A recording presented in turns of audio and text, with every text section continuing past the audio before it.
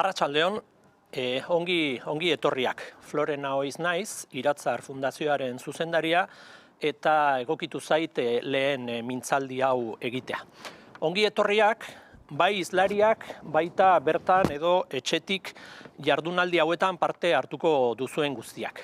Esker mila unitz, zuek eta ekimen hau albideratu duzuen guztiak gogoan. Gure asmoa topaketa presentziala egitea zen, iazko apirilan baino hobe egotea espero baikenuen. Baina ez da ala izan, dakizuenez. Ahal den moduan eginen dugu beraz, denok leku berean elkartzeak eskaintzen duen berotasunaren falta sentituz, hori bai. Europako Ezkerraren Fundazioen Transfor sarearekin egiten ditugun jardueretako bat da orain abiatzen ari garena. Kasu honetan parte hartuzekin batera. Horregatik, saio honetan gurekin izanen ditugu gero aurkeztuko dizkizuedan Cornelia Hildebrand eta Iker Iraola lagunak. Eskerrik asko era berezian bi lagun hauei eta ordezkatzen dituzten taldeei. Zertarako jardunaldi hauek? Zein da gure asmoa gogoeta kolektibo honetan? Gurekin bideokonferentziaren bidez egonen den Saskia Sanen pentsalariak esaten zuen duela gutxi sindemia honen arriskurik handiena deus ez ikastea izango zela. Bestela esan da, gertatzen ari dena zerbait ikasteko baliatu beharko genukela eragile gisa, jendarte gisa. Eta gehitzen zuen optimismoz barkatu egiten diolaso etorkizunari, baina kezka handia duela boterearen eraikuntzaren norabidea ikusirik. Bi ideia horiek, krisia ikasteko baliatzea eta boterearen eraikuntzarekiko kezka, biak ala biak aipa daitezke jardunaldi hauen helburua adierazteko. Izan ere, sakonki eta dramatikoki astindu gaituen krisien uztarketatik ekiten diogu gogoetari. Ikasteko asmoz, ondorioak ateratzeko, beste mundu bat pentsatu eta aruntzako transizioan aurrera egiteko.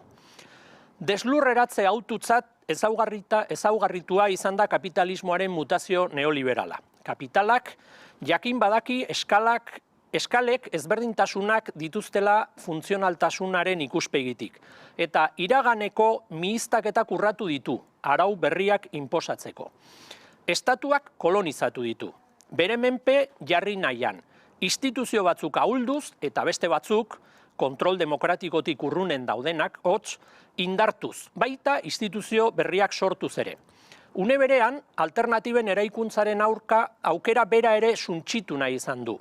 Mundu justuago baten eraikuntzarako baliatu daitezken tresna instituzionalak ahulduz edo mugatuz. Instituzionalizazioa, instituziogintza, indar harremanen kristalizazioa delarik, jendartearen ahalmenaren irespen gisa hartzen aldugu, Spinoza eta pentsalari horren gaurkotze esaio emankorra egin duen Frederick Lordonekin batera. Kapitalak ahalmen hori irentsi nahi du, bere nagusitasuna ezarriz eta islaraziz.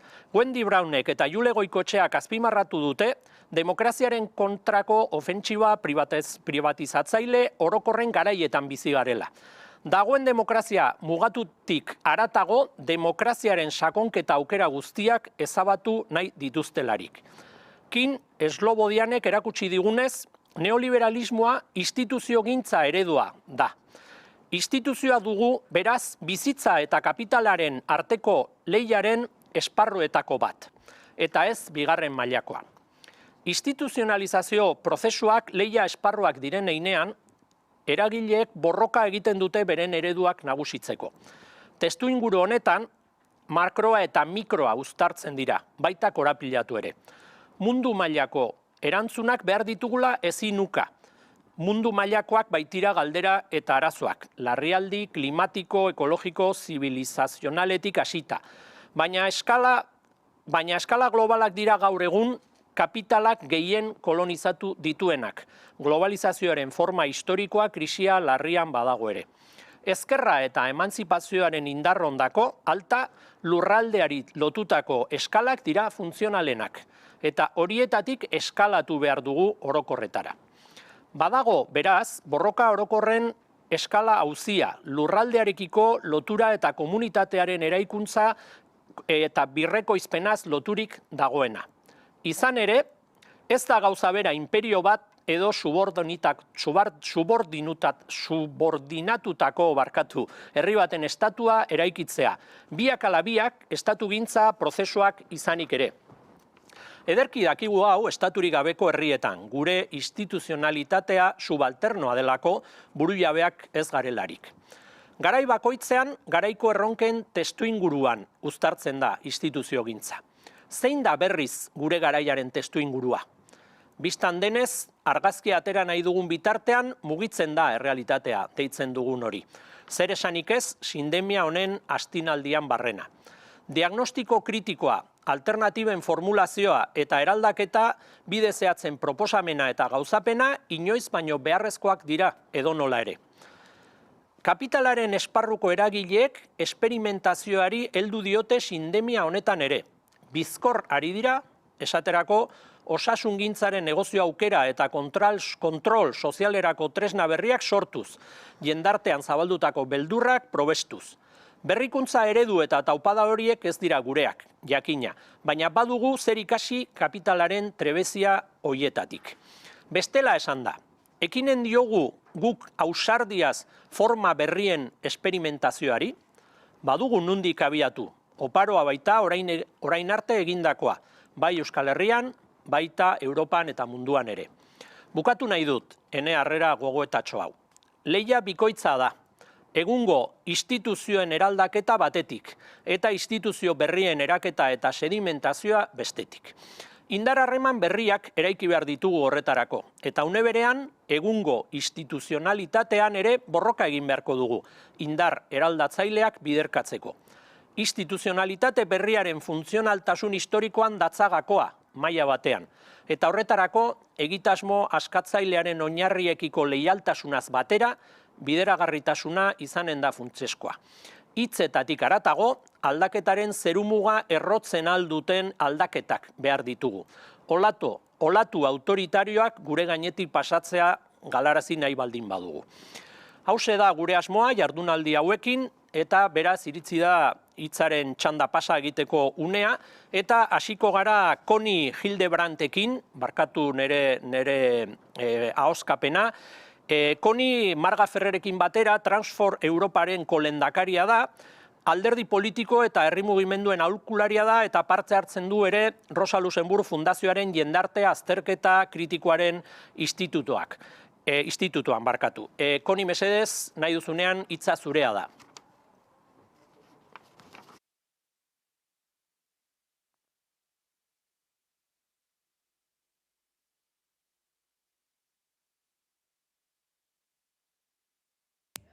Eskerrik asko zure aurkezpenagatik eta eskerrik asko gonbidapenarengatik. Eskerrik asko jardunaldi hauetan parte hartzera gonbidatzeagatik. Ikusten dut, erakundeen eraldaketaren formulazioa aukeratu duzuela gai bezala, eta oso gai garrantzitsua iruditzen zait. Pandemiaren argitan ikusi dugu politikarekiko eta estatuaren erakundekiko konfiantza murrizten ari dela. Hori erronka handia da demokraziarentzat, izan ere, eskuinaren kritika instituzionala demokraziarentzat garrantzitsua diren erakunde guztien aurka zuzenduta dagoelako. Eskuinak egiten duen kritikak, erakundeen kritika erabiltzen du demokrazia abolitzeko. Eta horrekin alderatuta, ezkerreko kritika politika eta gizartea demokratizatzen lagundu nahi du erakundeen kritika eginez. Beraz, argi eta garbi adierazi behar dugu eta jakin behar dugu zeintzuk diren gure irizpideak, zein den gure eskala, erakundeak eraldatzeko beharraz ari garenean. Eta ikuspegi horren barruan, funtsezkoa da galdera bat egitea. Nola bizi nahi dugu, nola lan egin nahi dugu, nola antolatu nahi dugu gure gizarte komuna, nola antolatu nahi ditugu gure komunitateak, nola sor dezakegu gizarte bat, non pertsonak modu seguruan, osasuntsuan, bakean eta elkartasunez biziko diren. Zer behar dugu horrelako gizarte bat eraikitzeko? Esango nuke, horiek dira erakundetzeen atzean dauden gai nagusiak. Bestela esan da, zer erakunde behar ditugu horrelako gizarte bat antolatzeko, eta nola antola daitezke demokratikoki erakunde horiek. Horrek guztiak betetzen du gizarteari forma emateko gai nagusia. Beraz, pozena ikusita, galdera horiei erantzuteko ahalegina egiten ari zaretela, ariketa hau egiten ari zaretela, batez ere pandemiaren ondorioz funtsezko galdera horiek egin behar dizkiogolako gure buruari. Pandemia honek kapitalismoaren krisi izaera prisma erakusten digulako. Sistemaren basakeria eta ankerkeria agerian geratzen ari dira, gero eta argiago ikusten ari gara, asko ez dira salbatu. Osasungintzaren sektoreak izan ere 30 urte daramatzalako suntsituta, batez ere 2008ko krisialdiaren ondorioz eta austeritate politiken ondorioz. Eta ahalegin bat egin da, erantzun batzuk emateko politikagintzatik, baina hori mugitzen ari da norbanakoaren erantzunkizunera alde batetik, eta aldi berean oinarrizko eskubideak ere nabarmen mugatzen ari dira, gaur egungo testuinguru honetan. Egia da, noski, inork ez duela eta ezin izan duela izan erantzun bat egoera honetarako, baina jendeak benetan ikusten du. Zertan ari diren klase politikotik, ikusten ari dira nortzuk hartzen duten erantzunkizuna bere gain. Eta argi eta garbi ikusten ari da politikariek betiko erantzunak ematen dituztela, ez dagoela funtsezko aldaketarik. Eta hori da, hain zuzen ere, ezbaian jarri behar duguna. Beraz, oinarrezko galderak egin behar dizkogu gure buruari, lan egiteko moduari, bizitzeko moduari, ekoizteko moduari, eta komunitate gehiago eta handiagoa antolatzeko moduari buruz. Zer egin behar dugu orain diharduen gobernu honek pandemiaren izenean demokrazia ahulez ezan? Eta uste dut hori dela hain zuzen ere gaur egun dagoen gai garrantzitsuenetako bat, gaur egungo COVID-19 pandemiaren testuinguruan.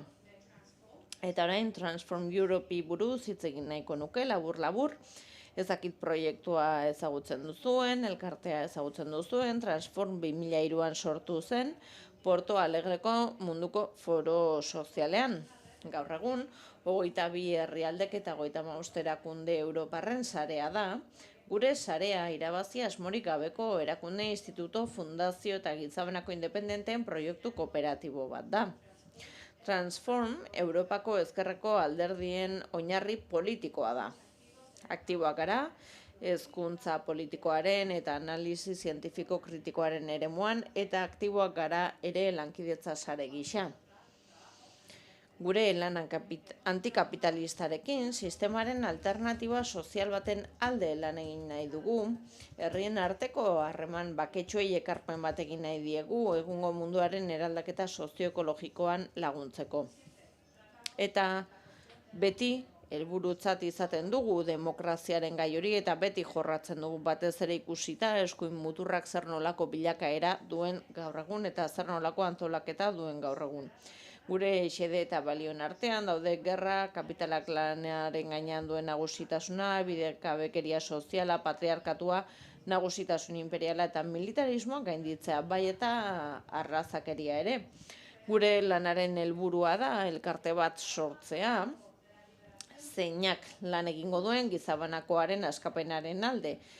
Eta horren aurretiko baldintza bat izango da, gizarte gisa, pertsona guztiak baldintza duinetan bizi ahal izatea, segurtasunez, bakean eta ingurune jasangarri batean. Eta hori guztia lotuta dago botere harremanekin, eta ikusi behar dugu, ea zer egin dezakegun, zer dagoen gure esku, nola bete ditzakegu gaur egun existitzen diren hutsuneak hori lortu ahal izateko, alternatiba bat eraiki ahal izateko guztiontzat. Sare gisa, Transform, World Social Forumeko edo munduko foro sozialeko nazioarteko kontseiluko kide da, eta nazioarteko bileretan parte hartzen du, prestakuntza saioak antolatzen dira, uda ikastaroak, aktibistentzat, eta baita ere Europako ezkerreko alderdiaren ikastaroak antolatzen eta babesten ditugu. Horretaz gain, lan egiten dugu, ere Latinoamerikako bazkideekin, sindikalistekin, eta barrekin. Gainera, badugu ere ezkerreko think tanka, nazioarteko ikerketa bultzatzen duena zientziaren esparruan. Mintegiak antolatzen ditugu, ezkerreko estrategiak eztabaidatzeko, adibidez, nola ekin eraldaketa sozioekologikoari, edo nola jorratu gizartearen demokratizazioarekin lotutako gaiak, nola sustatu Europar Batasuneko demokratizazio aukerak, nola bultzatu Europar Batasunaren itunak aldatzea, horren beharra baitago. Gure iritziz, estatuaren rola, erakundeen rola, eztabaidatu egin behar da, eta horixe egiten dugu ezker estrategia programan. Eta gure ahaleginen artean, une honetan, badago, hain zuzen ere antolatzea eta sortzea konpetentzien zentro bat, gaitasunen zentro bat, gure erakundeei laguntzeko. Gure lanean, xede gisa dugu, modu disiplinartekoan lan egitea, ikerketa sarearen prestakuntzan lan eginez, ikertuz, analisi sozial kritikoak bultzatuz. Gure helburua da Europako sare bat izatea 21. mendeko teoria marxista egiteko. Eta Transformen hainbat lan talde ditugu, eta gustatuko litzaidake zuei gonbidatzea talde hauetan parte hartzera.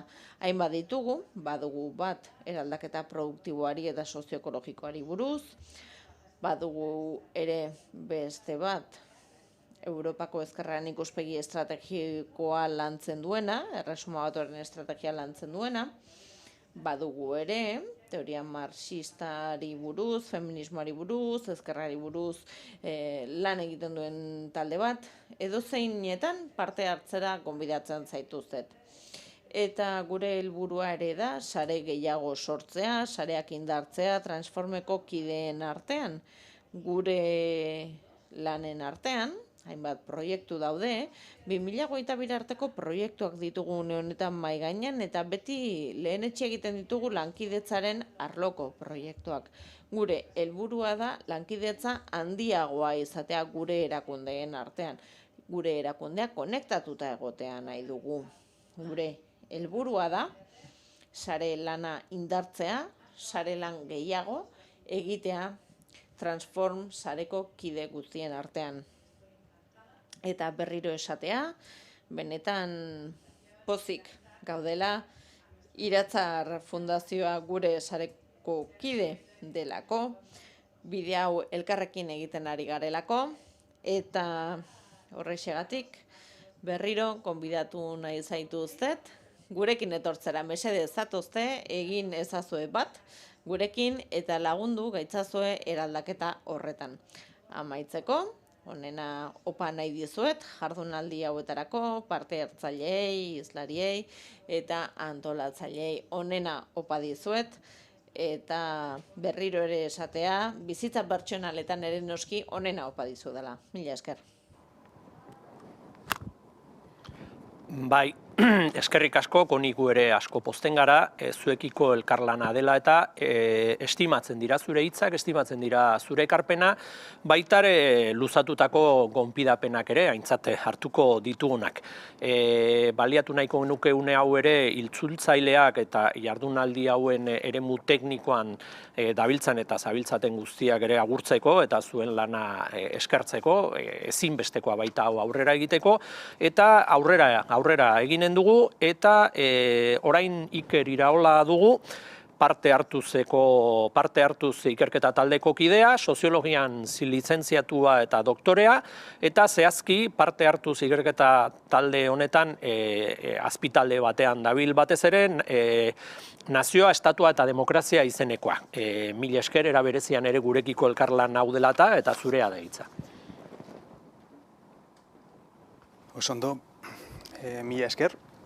Nire aldetik oso labur, ez? Parte hartuz bezalako ikerketa talde batentzat oso pozgarria da halako ekimen bat, ez? Parte hartuz EHUko Euskal Herriko Unibertsitateko ikerketa talde bat da, ikerketa talde zabal bat, gai desberdinak lantzen dituena gizarte zientzien arloan, ez? Besteak beste demokrazia, parte hartzea eta bar. Eta horietan guztietan badago ardatz bat instituziona erakundena dela. Beraz, funtseskoa iruditzen zaigu halako jardunaldi bat. Instituzioek gainera badituzte ezaugarri oso desberdinak, ez alde batetik markoa dira. Hau da, gure errealitatea, errealitate instituzional baten barruan jarduten da, eta beraz hori beti kontutan hartu behar dugu errealitatea aztertzerako garaian, ezagutzeko, eraldatzeko eta abar.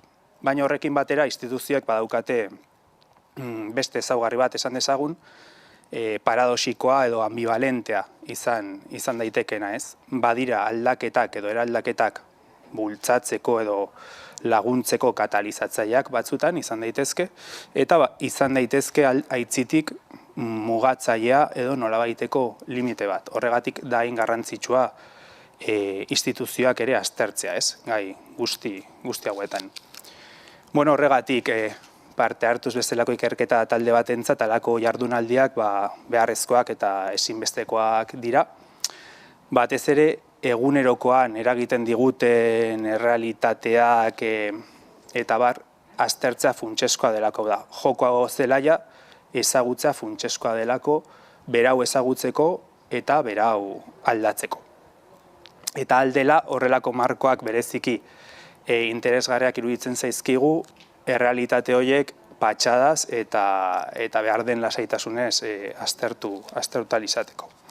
Beraz, nire aldetik hori, batez ere hizlariak entzuteko gogoz, ekarpen desberdinak egongo dira, bai arlo teorikotik, baita ere errealitate desberdinetatik edo praktika desberdinetatik, eta beharrezkoa da, bai ekarpen teoriko horiek eta bai praktika horiek ezagutzea, esan bezala instituzioek gai guzti hauetan daukaten garrantzia horretaz jabetu ahal izateko, beraz nire aldetik eskerrik asko eta hizlariak entzuteko irrikan.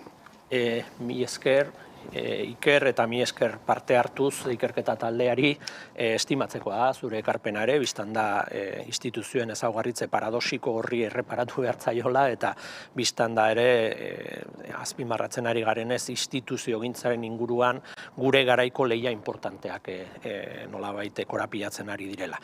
Iritsi da tarte bat irekitzeko momentua, gu hemendik joan behar dugu urrengo mai ingururako hau prestatzen duten bitartean, hemen zaudetenei pazientzia pixka bat izan berriro hasi arte, eta etxetik jarraitzen ari zaretenak aintzat hartu, tarte bat irekiko dugula orain, baina itzuliko garela laster. Beraz, pazientzia pixka bat eta eskerrik asko zuekin egoteagatik.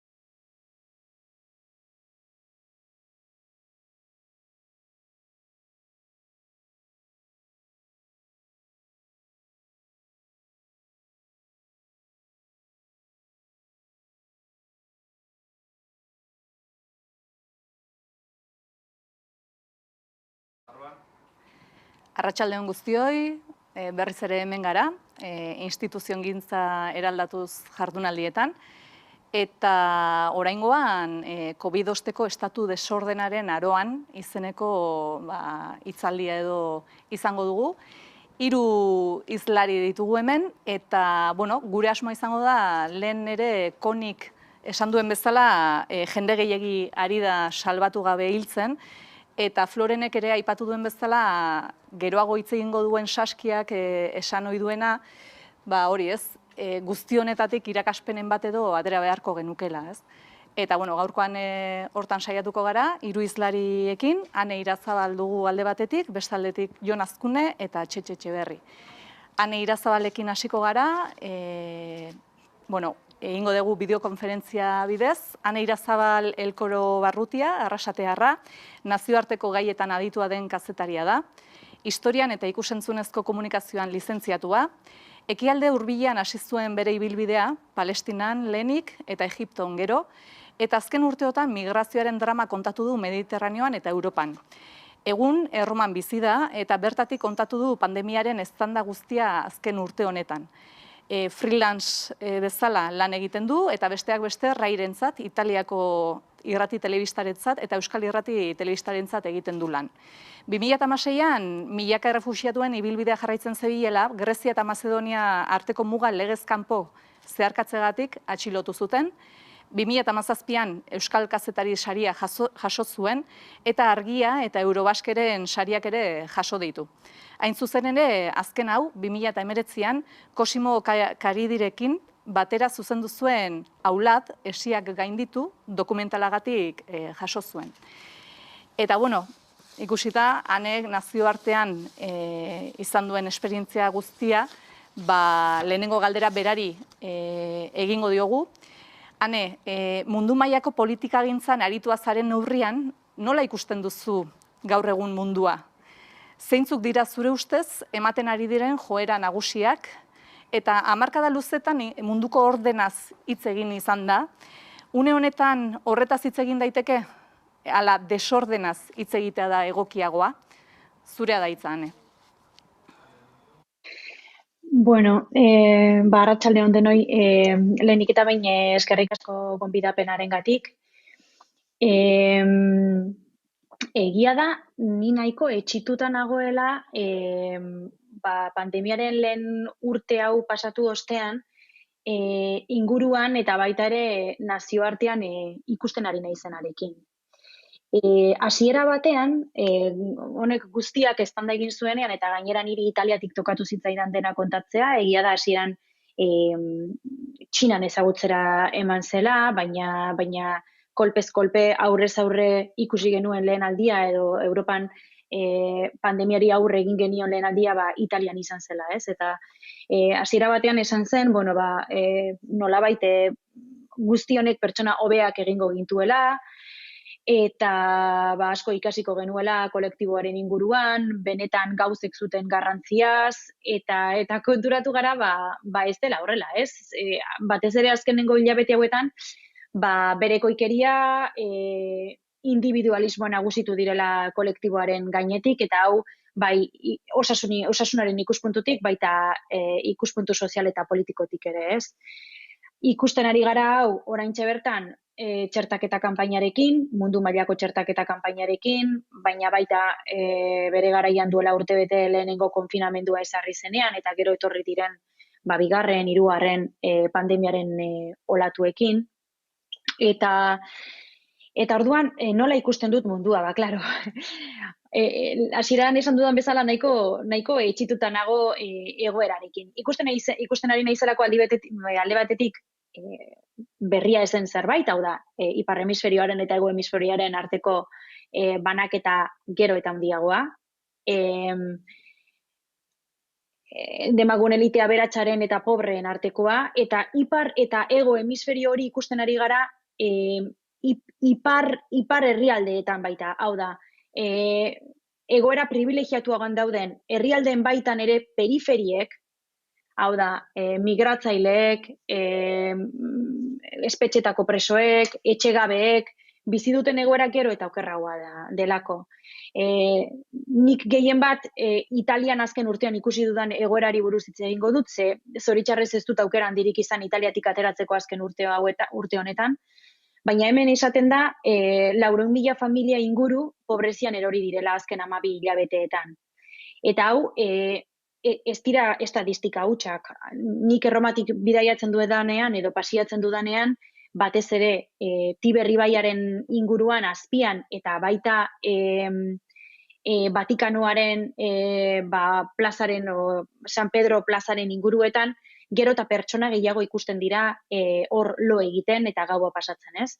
Motxilekin, etxetik eramandako guztiarekin, eta azken astetan aukera izan dut horietako askorekin hitz egiteko, erreportaje luze bat prestatzen ari naizelako, eta askok esaten didate, duela 12 hilabete ez zeudela egoera horretan. Hau da, azken urte honetan gertatu zaien edo pandemiak eragin duen krisi ekonomikoaren ondoriozko egoera bat pairatzen ari direla, ez?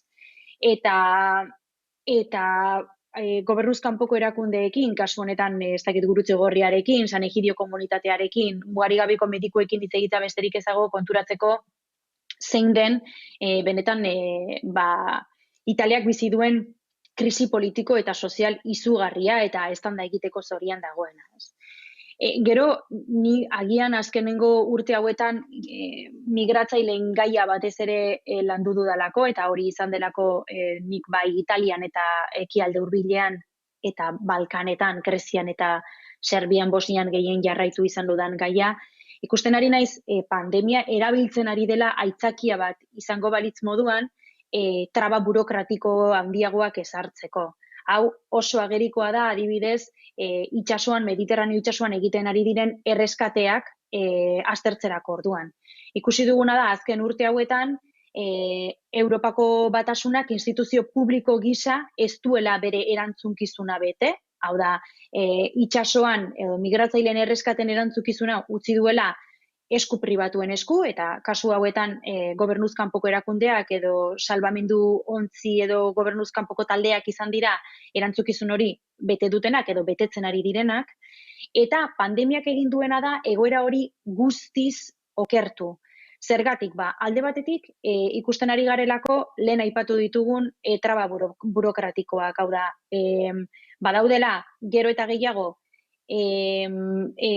Italiako gobernuak Europako presioak jasota ezartzen dituen oztopoak, orduan erreskate bat dagoen bakoitzean, adibidez, ontziek egunak eta egunak pasa behar dituzte portuan itxita edo geldirik, gobernuak esaten dielako pandemiaren ondorioz ez daukatelako eskubiderik berriz ere itsasora joateko, eta beste alde batetik bazterkeria sistematikoa, hau da, asilo eskatzaileen aurkako bazterkeria sistematikoa, osasun arrazoien pean ezkutatu delako, edo tapatu delako, ez? Eta orduan orain, erreskate bat dagoen bakoitzean, edo migratzaileak portura iristen diren bakoitzean, kuarentena ontzi batera eramaten dituzte, eta 15 eguneko kuarentena edo 40 aldia egin behar dute, juridikoki inolako entitaterik ez daukan azpiegitura batean. Hau da, normalean dira ferri handiak, itsasotik edo portutik ez dakizen bat kilometrotara daudenak, eta bertan egin behar dute 15 eguneko kuarentena bat. Hori dena, esan bezala, osasun arrazoiak aitzakia bezala erabiliz. Baina, klaro, konparaketak kontuan izaten baldin baditugu, Italiak momentu honetan adibidez, 5 eguneko kuarentena, derrigorrezko kuarentena ezartzen du, beste herrialdetatik iristen diren bidaiari guztiei. Baina, Mediterraneoa gurutzatzen duten ieslari berriz 15 egunekoa.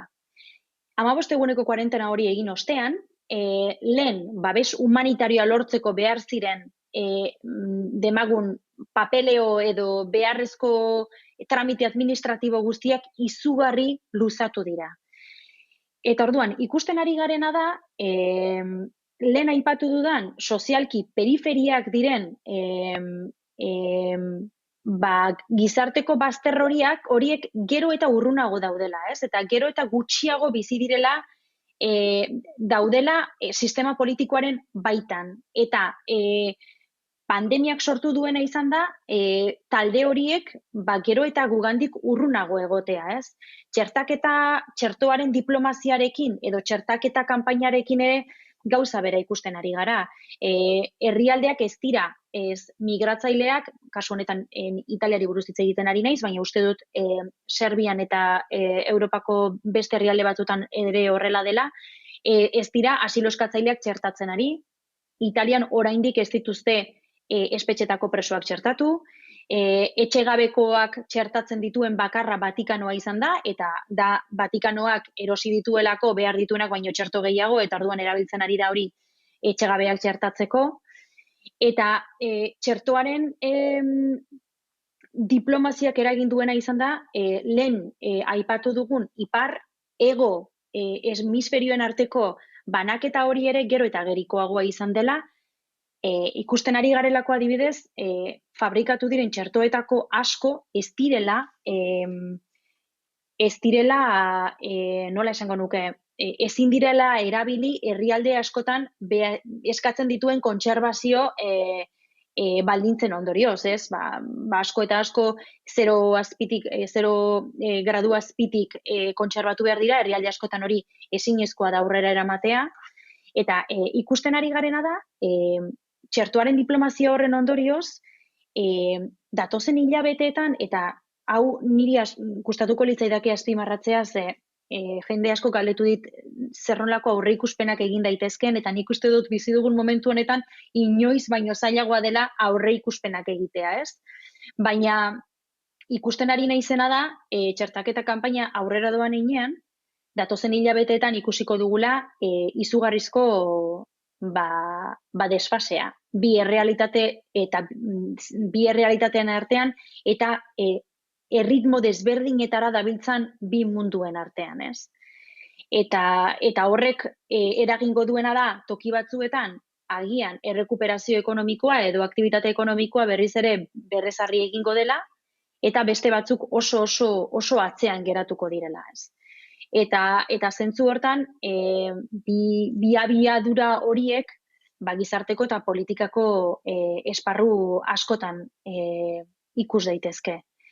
Eta hemen bizitzen eta ia urtebete Italiatik ateratzeko aukerarik gabe egon ostean, egia da aukera izan dugula Serbiako errefuxiatuen kanpalekuak bizitatzeko eta Bosniara ere joateko eta hango egoera nolakoa den ikusteko. Ez naiz batere baikorra datozen hilabetetan eta urteetan ikusiko dugun egoerarekin. Zuek ordenaren desordena tituluaren baitan, nik esango nuke desordena baino gehiago kaosa biziko dugula ikuspuntu askotan. Eta eta interesgarria iruditzen zait baita ere aipatzea nola lortu duen eskuin muturrak pandemiaren osteak ekarri duen krisi ekonomikoa edo haserrea kapitalizatzea, ez? Hau ikusi genuen baita duela 5-6 urte asilo eskatzaileen eta errefuxiatuen iritsierarekin, Balkanetako ibilbidea zabaldu zenean eta nolabait krisiako uhartetara iristen ikusten genituen milaka eta milaka familien iritsiera horrekin eta nolabait Europak pentsatu behar izan zuenean nola egituratuko gara, zer nolako harrera politika emango dugu, gero ikusi dugu zer den gertatu dena, ez? Horren ondorio izan zen Turkiarekin sinatutako akordio bat iritsierak geratzeko, baina nik uste dut nolabait eskuin muturrak oso ondo garai horretan, ez? Haserrea oso ongi kapitalizatzea lortu zuen bezala, orain ere lortu duela. Eta adibidez hemen Italiaren kasuan, askotan izaten da nolabait Italia Europaren laborategia dela, lehena izan zelako esperimentu politiko faxista martxan jartzen, lehena baita ere lehen ministro edo gobernuburu misogeno eta populista bat izaten, Berlusconiri buruz hitz egiten ari naiz, ez? Nolabait gero Bolsonaroren edo Trumpen aurrekaria izan zena, eta testuinguru horretan egia da Italia badagoela urte batzuk aurretik, hau da, Europan nora doan jakiteko askotan Italiari begiratu behar zaiola. Eta hemen, inkestak begiratzen baldin baditugu, eta azken hilabeteetan pandemiaren ondorioz eta olatu desberdinetan herritarren haserrea edo aldare politikoa nola doan ikusteko, nabaritzen ari gara talde ultraeskuindarrak eta neofasistak izugarrizko indarra hartzen ari direla. Hauteskundeak orain egingo balira lehen botere politikoa izango liratekeela. Eta horrek izugarri arduratzen hau, oso diskurso simpleekin eta erakargarriekin gai direla berriz ere krisi bati, hau da mundua hankaz gora jarri duen krisi bati, probetxu hartzeko. Eta nik uste dut Italia ez dela bakarra testu inguru horretan, badaudela Europan beste herrialde batzuk non adibide horrek garrantzi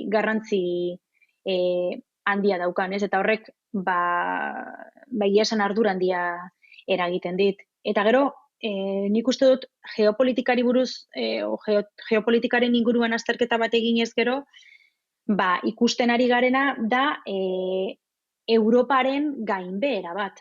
Hau da, Europa esaten dudanean da, bai kontinentea, baita entitate politikoa, ez? Gainbehera bat, pixka bat, sortzen ari diren borroka berrien artean.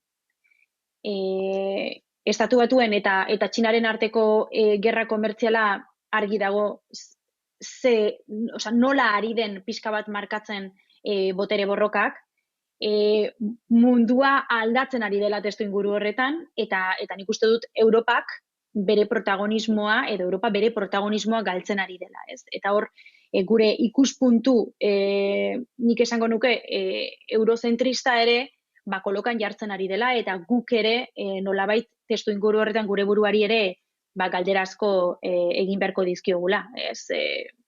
Non gauden, zein nolako garrantzia eta zer nolako pisua daukagun ikuspuntu horretatik.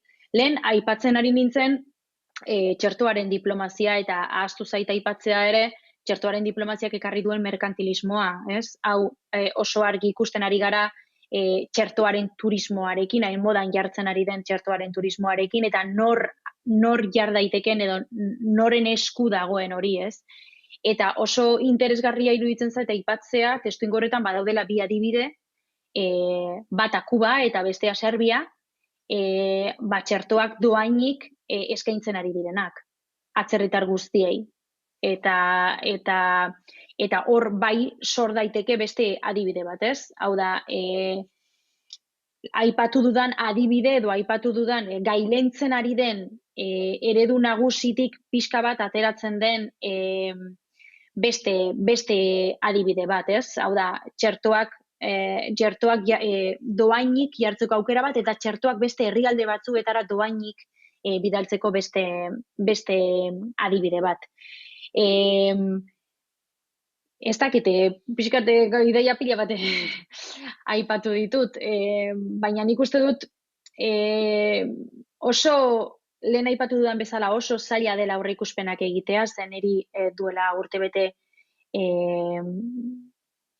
ez dakit, duela urtebete galdetu izan baino nire buruari nola egongo ginateken urtebeteren ostean ez nuen asmatuko, ziur aski oso azkar doaz gauzak, oso modu kaotikoan evoluzionatzen ari dira, baina nahiko arduratuta nago datozen hilabetek eta urteek ekarriko dutenarekin. Batez ere, aipatu dudan hegoaldeko herrialdeen artean edo barruan, ez? Eta nik uste dut Italia bai dela adibide nagusi bat ikusteko nola joko duen batez ere gizartaren baitan baztertuta dauden kolektiboekin, errefuxiatuekin eta migratzaileekin, eta ikuspuntu politikotik ere norantz joko duen datozen hauteskundeetan, ez? Eta nork gobernatu dezakeen datozen urtetan.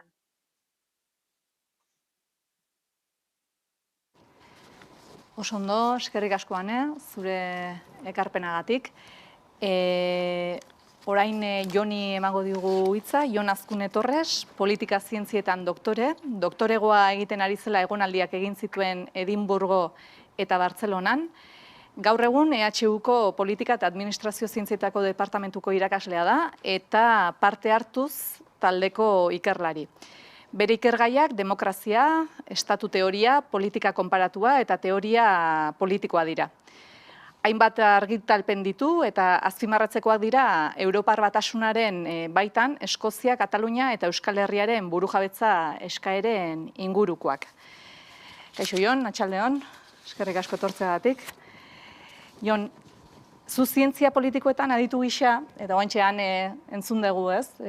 Beak ikuspegi pesimista edo eman digu, bai, etorkizuna ez duela ikuspegi positibo bat ez ikusten behintzat, bi abiadurako Europa ere berriz ere gogora ekarri digu, ez da bakarrik iparra eta hegoaren artekoa, baizik eta iparreko herrialdeetan ere, erdigunea eta periferiaren arteko desberdintasun guzti horiek areagotu egin ditula, pandemia honek, eta zuk momentu honetan nola ikusten duzu estatuaren edo estatuen izaera bera, ez? Eta ezaugarri formalez gain, zein da zure ustez estatuaren gainean egin daiteken irakurketa erlazionala.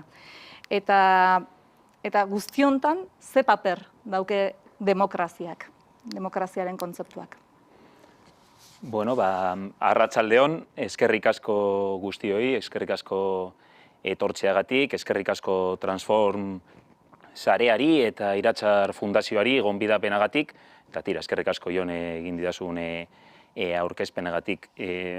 Galdera hori zuzenean erantzun aurretik, niri apur bat gaia proposatu zidatenean, burura etorri zitzaidan lehenengo gauza zen, duela 6 urte, 2015ko ekainean, hor dagoen Iker Iraolarekin, Dublinen kongresu batean geundenean, Trinity Collegeen,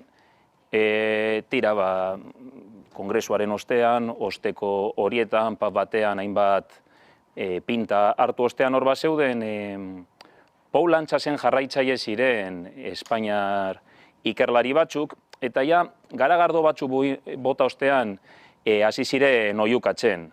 Siriza Podemos venceremos. Handik aste batzuetara, aste pare batera izan zen Greziako referendum ezaguna, eta handik oso gutxira ere izan zen Greziar tragedia, ez? Eta neurri batean hori da apur bat nire abiapuntua, ez? Eskerraren historian hori da helduleku ohikoenetako bat, da tragediarena, porrotarena. Baina bizitza tragiko egia da tragediara mugatzeko, eta niri baiti gustatu egiten zait baita mitologiara eta jotzea. Eta Greziar mitologian bereziki gustatzen zait Prokustoren ohearen mitoa, ez dakit ezagutuko duzuen, baina Prokustoren ohearen mitoan esaten dena da, bazegoela Prokusto izeneko gizon bat, etxe bat zuena mendian, eta normalean bakarri joaten ziren pertsona gonbidatzen zituen han gaua pasatzera. Etxera gonbidatu, ohean etzateko esan, eta normalean ohea baino apur bat handiagoak zirenean, ohearen tamaina horretara doitzeko edo burua, besoak eta hankak mozten zizkien. Kontrara, ohea baino txikiagoak zirenean, artikulazioak hautsi eta besoak eta hankak luzatu egiten ziren ohearen molde horretara doitzeko. Eta nik uste dut, askotan azterketak egiten dugunean antzekoa egiten dugula. Badauzkagu liburuak, badauzkagu teoriak, eta saiatu egiten gara errealitatea teoria horietan esandakora moldatzen. Errealitatea teoria horiek gainditzen dutenean, askotan egiten duguna da, errealitatea moztu.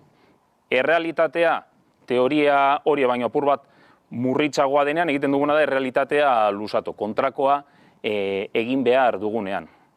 Eta bi kontraesan hauen artean, tragedia eta Prokustoren ohearen artean nik kokatuko nuke Nikos Paul Antxasen lana eta estatuaren izaera erlazionalaren lana. Tragedia ze zentzutan.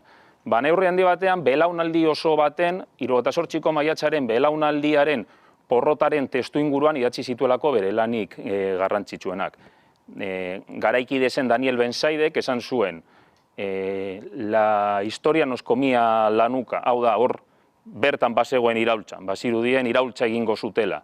Eta iraultza sozialistaren ordez, 70. hamarkadaren amaieratik aurrera etorri izan zen iraultza neoliberala, iraultza konservadorea. Horregatik alde batetik, belaunaldi oso baten testuinguru tragikoan kokatuko nuke. Beste alde batetik, bere lana ere pertsonalki, bere tragedia pertsonalean. Azkenean, bere lanen eta bere maila akademikoaren puntu gorenean zegoenean, Montparnasseko dorretik bere liburuak soinean zituela bere burua bota zuen, bere buruaz beste eginez. Baina, tragedia horretatik harago baita be, Procustoren mito hori berreskuratuta, nik uste dut gai izan zela bere belaunaldiko askok egin zutenaren kontra, dogma horietatik harago irakurri, errealitatea kontuan hartu eta teoria berriak proposatzea. Eta nik hor kokatuko nuke,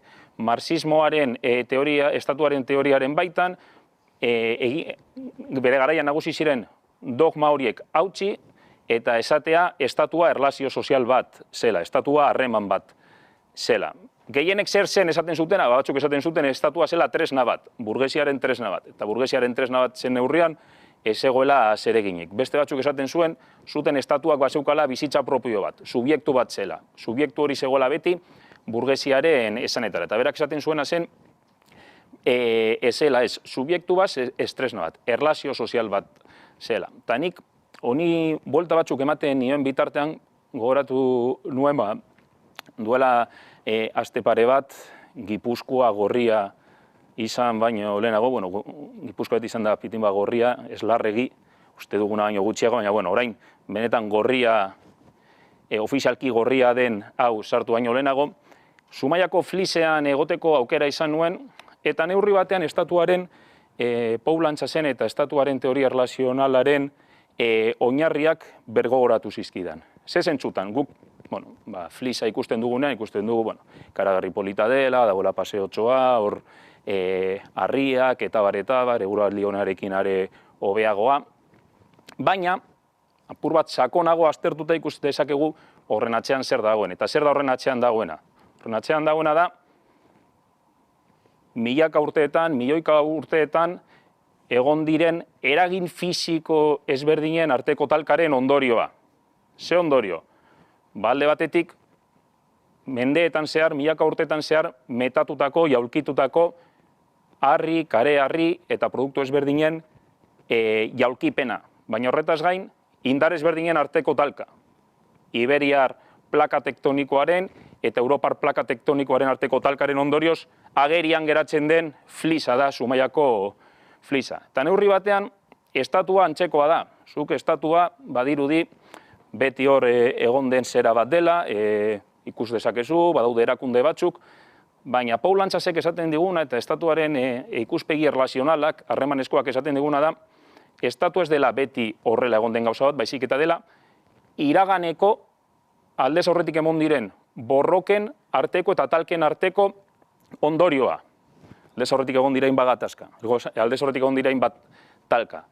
Talka horiek kondentsatzen direnean, harri bihurtzen direnean, hori da gaur egun ikusten duguna, hori da gaur egungo estatua. Gaur egun naturaltasun osoz ikus dezakegu, badaudela zenbait eskubide, edo beste zenbait eskubide bertan bera geratu direla, guzti hori dira aldez aurretiko borroken ondorioak. Material bihurtu direnak eta egonkortu direnak. Hori da, estatuaren ikuspegi erlazionalaren lehenengo ikaspena. Zein da bigarrena? Askotan, gu Flisa apur bat, batez ere marea jaisten denean, ikus dezakegu ez dela monolitikoa, ez dela uniformea, geruza ezberdinak dituena. Hau dela material gogorragoak eta material bigunagoak. Neurri batean, Paul Antxasek, batez ere Grezia, Portugal eta Espainiako sistema fascistak aztertu zituenean, eta batez ere euren osteko trantsizioak aztertu zituenean, Krabilinen iraultza aztertu zuenean, ikusi zuena izan zen, azkenean estatua ez dela homogeneoa. Batzuk esan dut, estatua da tresna bat, burgesiaren mesetara dagoen tresna bat. Ikus dezakeguna da, estatua bere baitan, estatu egituren baitan kontraesankorra dela. Grezian, koronelen diktadura jauzi zenean inork ez zuen espero koronelen diktadura hori jauziko zela. Zergatik, ez zegoelako testuinguru horretan gizarte mobilizazio ikaragarri handia. Ez zegoen besteak beste izugarrizko errepresioa egon zelako. Baina, jauzi egin zen estatuaren eta estatuaren egituren baitan zeuden sektore ezberdinen arteko talkaren ondorioz. Beraz, hor daukagu bigarren ikaspena. Estatuak ez dira monolitikoak, estatuaren baitan sektore ezberdinak daude, eta berak esango duena da, hor ere herri sektorek borroka egin behar dutela. Herri sektorek eta eskerrak orokorrean ahalegin bat egin behar duela estatuaren baitan dauden egituretan, eta berdin dit judikatura izan, edo arlo militarrean, edo arlo polizialean, edo unibertsitatean, edo beste hainbat eremutan, posizio gerra bat ere eman behar duela, posizioak irabazi behar dituela. Eta zein da estatua erlazio sozialaren hirugarren ikaspena edo hirugarren ezaugarria. Hori, Antonio Gramsciren ikuspegitik hartu egiten du. Eta Gramscik egiten duena da estatuaren irakurketa edatua edo integrala. Normalean ingeleraz de integral state esaten den edo italieraz lo estatu integralo. Estatu edatua. Horrek zer esan nahi du? Estatua ez direla bakarrik erakundeak, baizik eta gizarte zibila deitu den hori ere bai. Eta gizarte zibila deitu den hori badira alderdi politikoak, badira gizarte mugimenduak, badira egunkariak, badira aktore ekonomikoak. Beraz, ez da soilik estatu egitura baizik eta dinamika soziala. Eta dinamika sozialaren bidez egonkortuko dira, lortuko dira, eta borroka sozialen bidez lortuko dira zenbait eskubide sozial material bihurtzea. Eta egongo dira lan eskubideak, eskubide sozialak, eta bar. Eta berak bere kideei, bere garaikidei esango die. Tira, hor momentu batean lan eskubide batzuk eskuratzea eta lanaren estatutua eskuratzea hori ere burgesiaren tresna bat da. Hor badaude zenbait eskubide, baita be dinamika sozialen ondorio direnak, estatu integral horren parte direnak. Beraz, labur bilduz. Orain arte esandakoa, estatuaren ikuspegi erlazionalari dagokionez da, estatua badela aldez aurretiko borroken ondorio bat, horiek momentu batean egonkortuko direnak. Bi, estatu egituren baitan ere lehia daude, estatua ez da homogeneoa, eta hor posizioak ere irabazi behar direla. Eta hiru, arreta berezia daukatela, a priori estatutik kanpo dauden borroka horiek ere euren pisua daukatela. Gizarte mugimenduek edo beste hainbat ekimenek egindakoa horiek ere estatuaren parte direlako. Eta honek, ze ondorio estrategiko dauka? Bueno, hor badaude edo historikoki, bai 70. hamarkadan eta beste erabatean gaur egun ere, ondira erantzun ezberdinak. Erantzun klasiko bat da sozialdemokraziarena. Eta berak asko kritikatuko du sozialdemokrazia. Zergatik? Kritikatuko du, azken finean, sarriko duelako ikuspegi gradualista bat, baina ikuspegi gradualista horrek ez du inoiz, inongo momentuan inolako hausturarik sortu nahi eta existentziaren kudeaketara mugatuko delako. Ikusiko du sozialdemokrazia kapitalismoaren kudeaketaren baitako aktore gisa. Eta badago beste erantzun klasiko bat ere bai, eta da, testu inguru hartan, 70. hamarkadan, baina gaur egun ere neurri batean edo bestean bueltatu den ikuspegi bat, eta da komunismo klasikoarena. Berak, niri estalinismo itxasait larregi gustatzen, baina tira. Komunismo klasikoarena, bere momentuan Sobietar Batasunaren ereduarekin irudikatzen zen komunismo klasikoarena. Eta hori ere kritikatuko du, burokratizazio prozesuagatik, alderdi bakarra izateagatik, eta beste hainbat ezaugarrirengatik. Eta 70. hamarkadan, eta gaur egun ere, bazegoen beste hirugarren erantzun bat. Eta hori zen autonomia, erabateko autonomiarena. Hau da, niri estatua esait, estatua da burgesiaren tresna bat, edo dena dalakoa, eta nik bantolatuko dut nire eremuan, nire ingurukoekin, benetan, antolatuko ditut benetako langile egiturak. Aparte, estatu ofizialetik guztiz aparte. Tira, hiru horiei kritika egin eta berak proposatuko duena da, nahi bada erdibideko puntu bat. Eta horri deitu zion sozialismoaren eraikuntza demokratikoa. Esan zuen, ez dago demokraziarik sozialismorik gabe, eta ez dago sozialismorik demokraziarik gabe. Eta hori nola irudikatu daiteke ikuspegi erlazional batetik. Bat, ez dago de eguna, momentu batean sozialismoa eraikiko den eguna, baizik eta prozesu bat da, eta prozesu hori askotan nahi baino luzeagoa izango da, eta prozesu horretan zer da egin behar izango duguna. Alden neurrian, herri sektorei, talde ezberdinei, gizarte mugimenduei, estatuaren egituren baitan, alik eta sarbide errazena ematen. Hau da, badakigu, estatuak direla egitura konplexuak, baina normalean interes batzuk beste interes batzuen alde hobesten dituztela. Baderak esaten duena da, ikuspegi erlazional batetik saiatu behar garela alik eta aldaketa gehien ematen herri sektoreak indartzeko. Eta herri sektoreak diot, beste kritiketako bat izango delako, ez duelako azpimarratuko langile klase klasikoaren defentsa, baizik eta aniztasuna.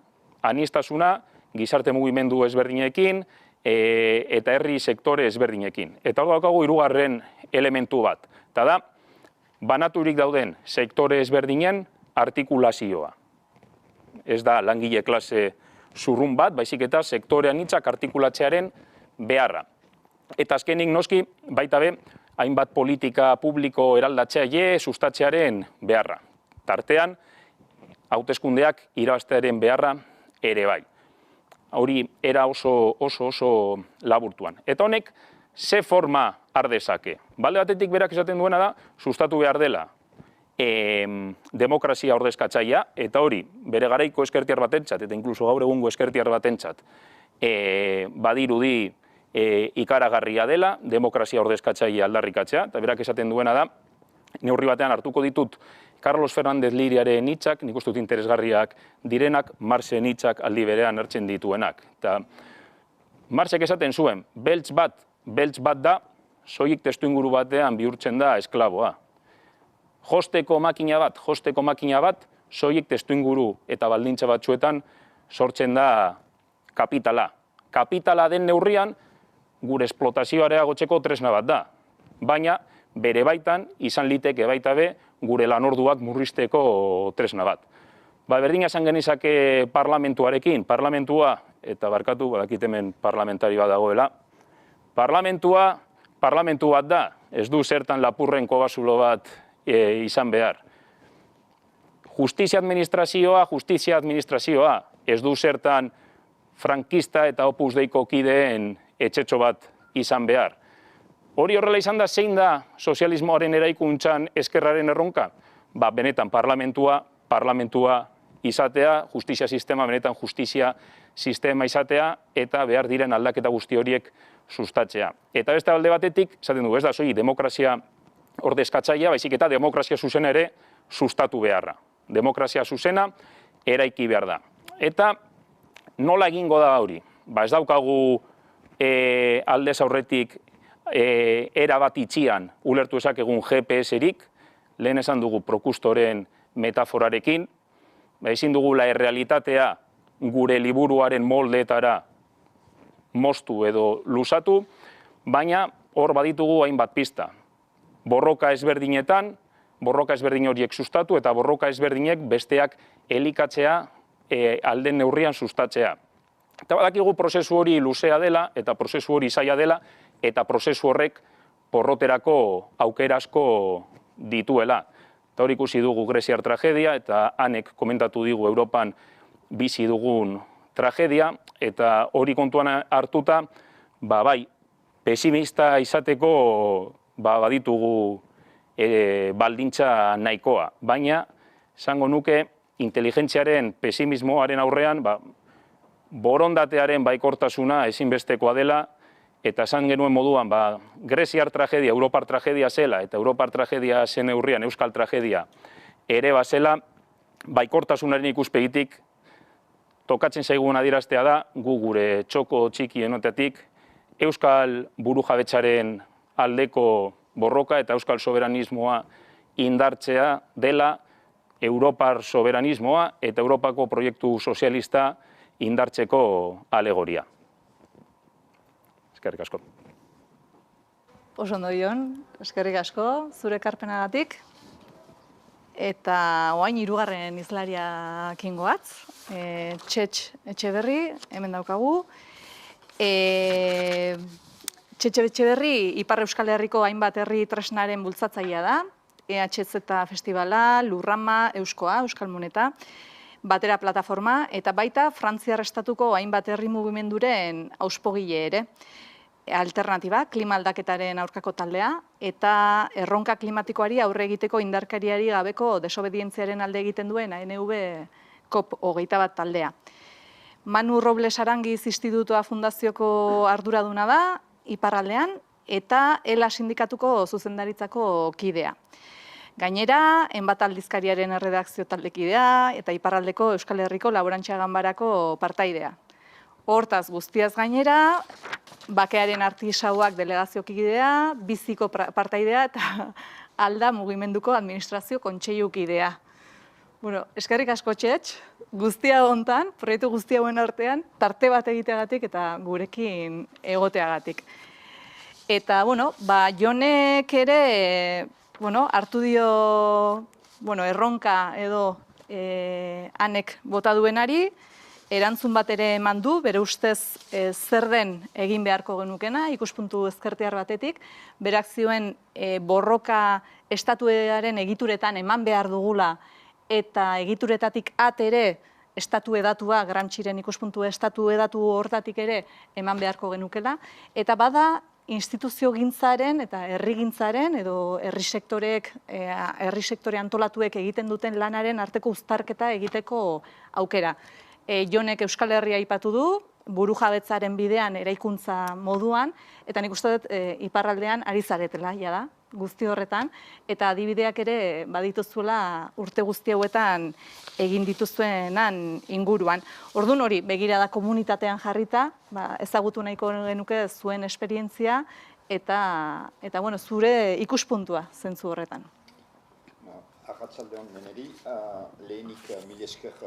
Pues a todos y en primer lugar muchas gracias.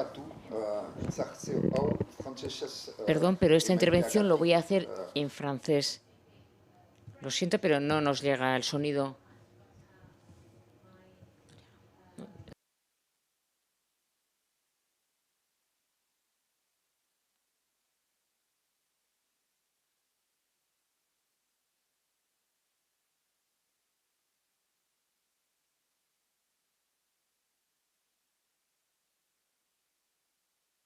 Gustatuko litzaidake historia berriaren 25 urte betetzea iparraldean gertatu dena dialektika eraldatzaile batetik, alde batetik mugimendu sozial eta herritarren aldetik eta beste batetik tokiko erakundetatik.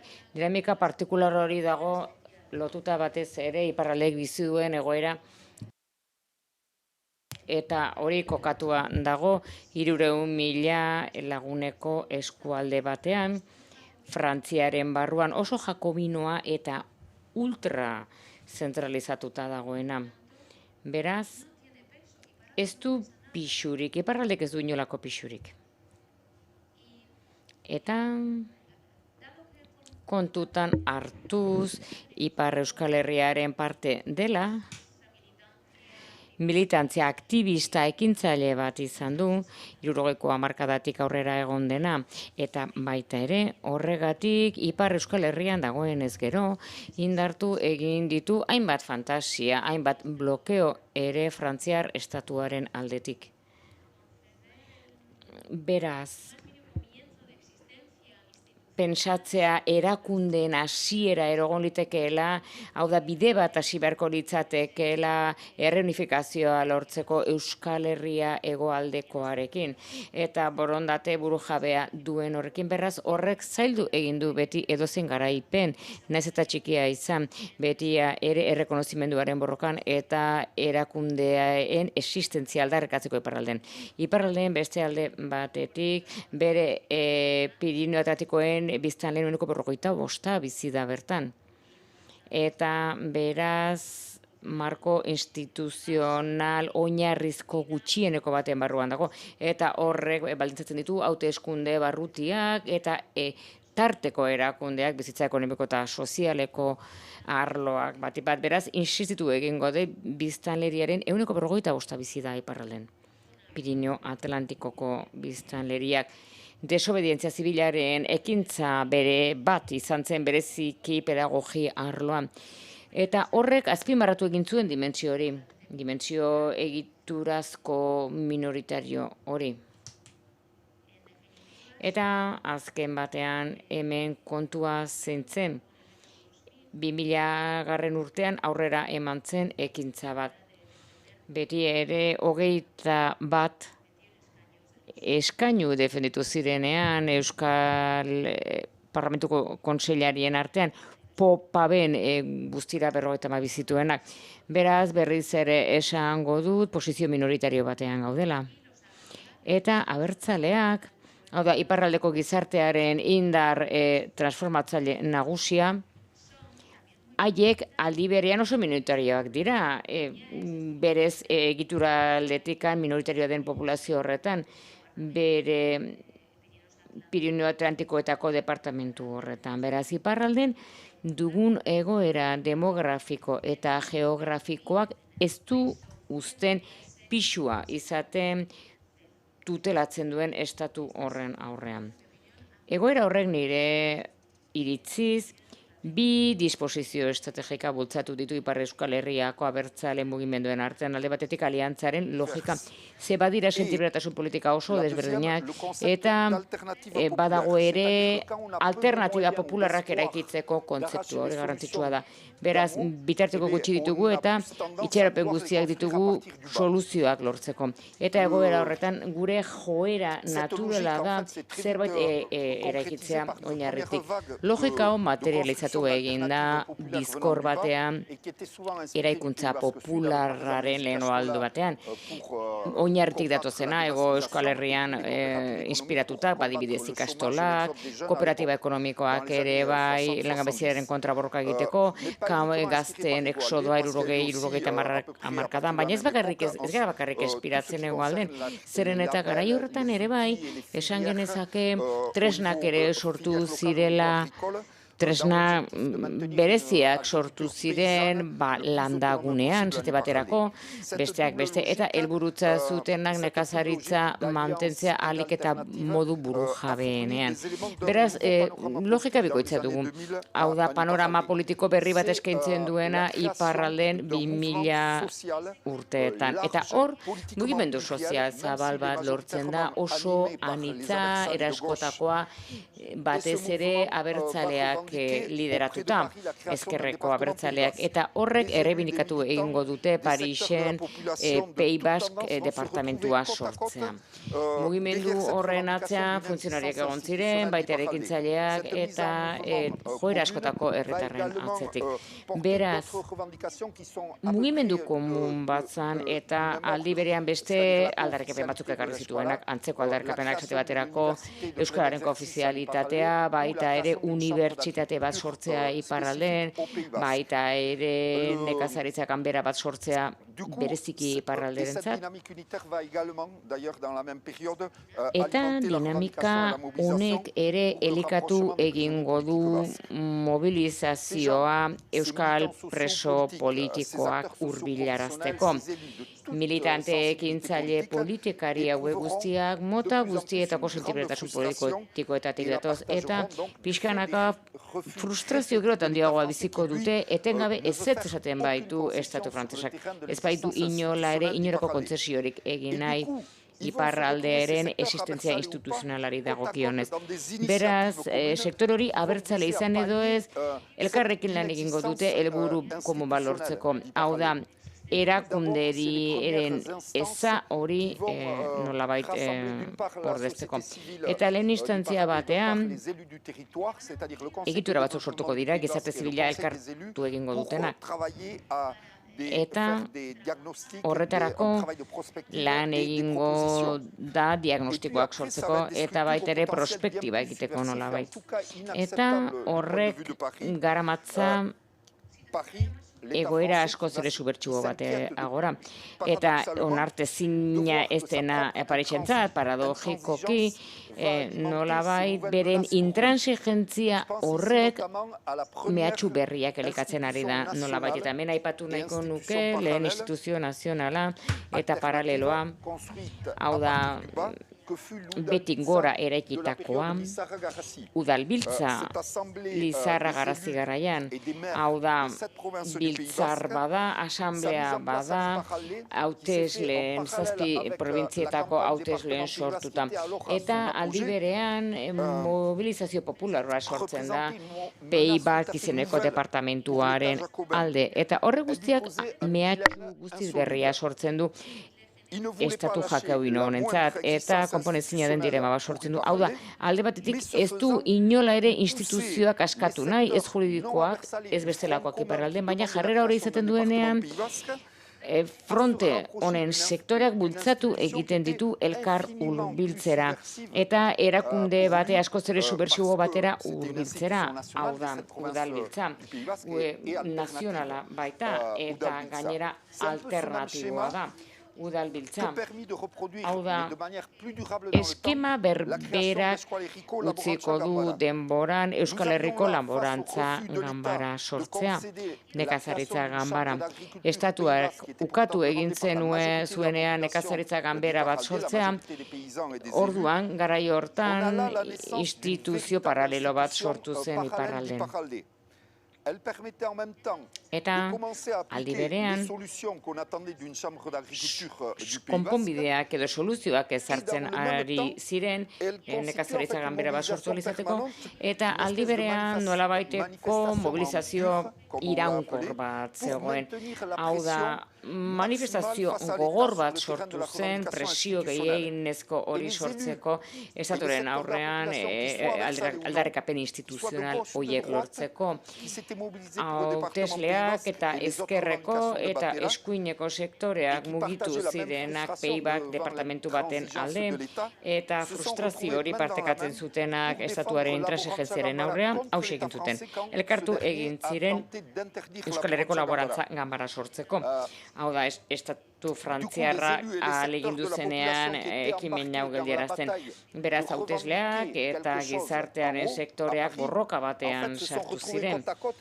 Eta hoixe egin zuten dinamika honen bitartez, batera dinamikaren bitartez, hau da, asmoa zen betik sortzea, eraikitzea erakunde paralelo bat, eta ez edozein erakunde. Ze erakunde honek defenditu egiten du nekazaritza eredu bat, gizarte eredu askoz ere justuago bat, eta askoz ere jasangarriagoa ere izango dena. Eta hori garrantzitsua da hautesleentzat. Askotan eskuinetik ere baizetor zen, eta muturreko eskuinetik. Beraz, gizartearen parte asko, borrokan parte hartu zuten, eta auka egin zioten estatuari eta tokiko ordezkariarekin, prefetarekin, beraz horrek aldatu egin zuen nolabait tokiko ordezkarien jarrera iparralden. Eta pentsa dezakezuen bezala baztertuak izan ziren. Tradizionalki esan beharra dago, iparralden ordezkari hautesle hauek errespetu handia izan dutela, agintari gisa hartuak izan direla, autoritate gisa. Beraz hemen aurrez aurreko konfrontazio batean sartu ziren 5 urte iraunduenak, eta hor garaile atera zen EHRG, Euskal Herriko Laborantza Ganbara. Eta hemendikan konplizitateak sortu dira, eta baita ere zubiak pertsona desberdinen artean. Garai honetan gainera borroka hori egon alde batetik, baina beste alde batetik borroka bat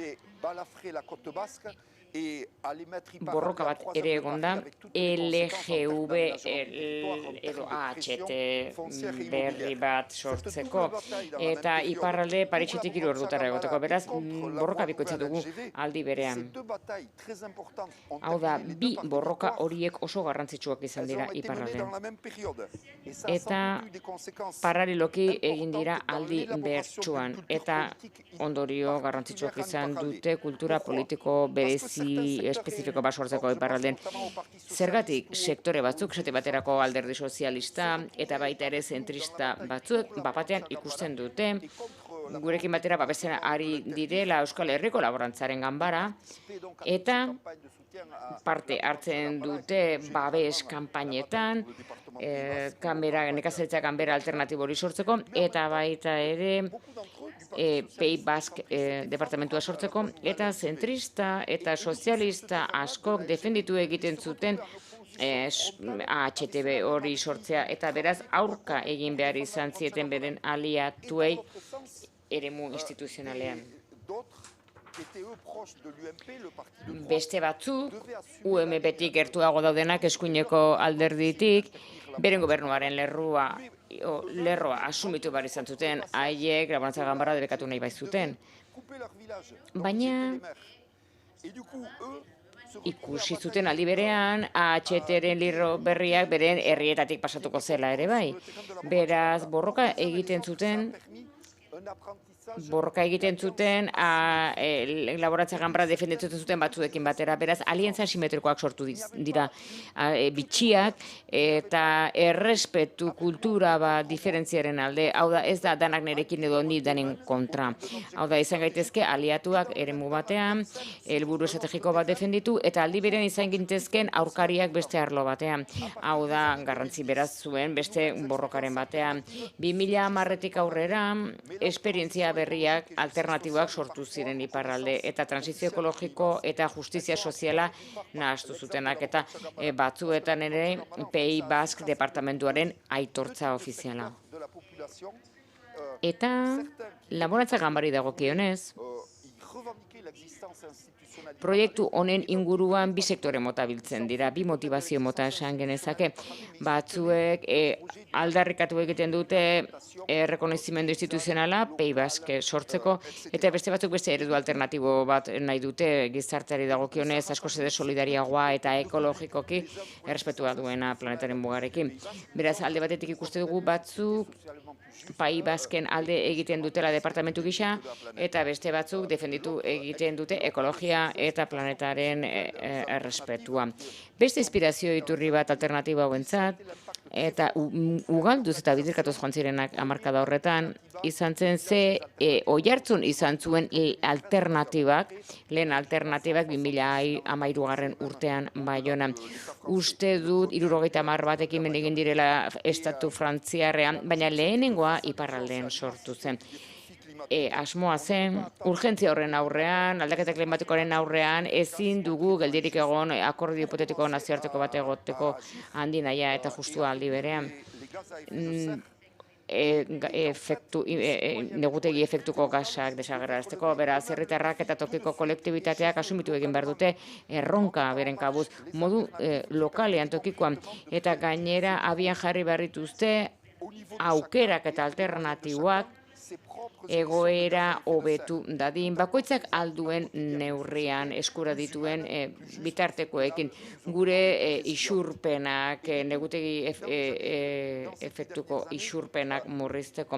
Azken 10 urteetan, proiektu asko sortu dira, birziklatze proiektuak esate baterako, adibidez txirrindola bizikleta tailerra 1500 kide ditu iparraldean, baita ere erreziklarte, konpontxoko, 4.000 kide dituena iparralde, baita ere energia berriztagarria ekoizteko kooperatiba ditugu, energia banatzeko kooperatibak, Goiener, energia, eta pixkanaka ugaltzen doaz sistemak eta aukerak 3.000 biztanle dituen herri horretan. 2010ko hamarkadaren amaieran sortu zen lehen erakundea Ipar Euskal Herri osoa bilduko luena. Eta hainbat eskumen eman zitzaizkion arlo askotan esku hartzeko. Hau da izan zen lehen garaipena Parisen maila instituzionalean. Eta Laborantza Ganbararen borrokak asko lagundu du horretan. Beraz, presidentetza hartu zutenak bere gain, batera mugimendutik datoz. Fronte Euskaldun bada, erakunden existentziare aitortzeko iparraldean. Beraz, aliantzak daude, babes naturalak daude lehen erakunde horretan, eta baita ere alternatiba horiek badituzte borroka horretatik datozen militanteak baterako berberak, hau da iparralderen biziraupena bultzatzeko. Hor parte hartze finantzario bat egongo da, INR adibidez kontratuak energiarekin egiten diren kontratuak eta babes politiko eta materiala etokiko moneta babesteko euskoa alegia. 2020ko hamarkadaren hasieran gaur egungo garaira iristen ari gara, Pays Basque komunitateak bi erronka izango ditu. Alde batetik politika egiturazkoak martxan jarri beharko ditu iparralde osoan, bai etxebizitzan, garraioan, nekazaritzan, elikaduran, energian, biodibertsitatean, kliman eta bar. Labur bilduz, politika garatu behar dira ikuspegi desberdinak izango dituztenak, batzuetan kontrajarriak noski. Bigarrenez, baita ere, egituratze instituzionala aurrera jarraitu beharko du iparralde, batera plataforma ez dago pozik gaur egun dagoen instituzionalizazio mailarekin. Eta beraz, nahi du lurralde komunitate bat sortu, hainbat mailen inguruan, nekazaritza garapen arloan, mugazara indiko mailan ere bai. Baina borroka instituzional honen kide guztiak ez daude maila berean. Lehen denek posizio berberetik hitz egiten zuten, esan genezake. Beti estatu frantsesaren alguztinuaren kontra, baina gaur egun batzuk erakundetan daude eta beste politika egiturazko batzuk lideratu behar dituzte. Eta aurka egin, beste batzuei aurka egin. Beraz, gehienak esaten du jarraitu nahi duela bide horretan lurralde kolektibitate espezifiko hau eta xutzeko, baina batzuetan aurkitzen dute estatu frantsesaren aurrean edo espainiarraren aurrean aurkitzen dute beren burua. Beraz, bi arlo horiek batera bizi behar dute, berrasmatu egin behar dugu, benetan ondo etorri zaiguna 2010ko urteetan eta 2020ko urteetan iparraldeko existentzia instituzionalaren borrokaren alde egiteko, hau da, aliantza simetrikoa lortu behar ditugu nahasketa bat izateko, dialektika nahasketa bat egoteko, konfrontazioaren eta lankidetzaren artean batzuetan zaila da erronka berri hauen aurrean. Eta beraz, tresna berria garatzen ari gara egoera hobeto kudeatzeko dialektika konplexu badago. Gizarte zibila elkartu egiten da ekarpen handiak egiteko egiturazko politiketan eta gero badugu lan ebaluazio kritiko bat egin beharra. Politika publikoen ebaluazio kritikoa esan nahi nuen eta gaur egun egiten ari garena. Beraz, bizi metamorfosi ekologikoaren ituna alkatetzarako aurkeztu dena, gero badugu beste egitura bat alda izena duena eta bere helburua da antolakuntza kolektiboa sortzea klaseen artean eta baita ere auzoen artean eta helburu nagusitza du botere kolektiboa itzultzea, jendeari itzultzea. Eta egitura berri hori alda joan den urrian sortu zen. Eta hain zuzen ere defenditu egin nahi du mugimendu kolektibo hori. Hau da, boterea eman nahi zaie berriro, haiek entzunak izan daitezen, eta baita ere politiketan eragina izan dezaten, eta egiten diren negoziazioetan eragina izan dezaten maila instituzionalean. Hemen badugu beraz espiritu dialektiko hori mobilizazioa eta konfrontazio eta kooperazio negoziazioa nahastu egiten duena. Bueno, eskerrik asko Txetx zuri.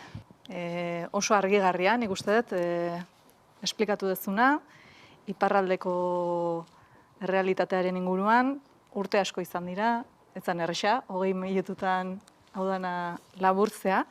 Eta, bueno, hain bazuen txanda da. Ez dakit publikoan zaudetenok, galderaren bat egin nahi duzuen, Ane, Jon, Txetxi, bai? Edo galdera orokorren bat, edo ekarpenen bat.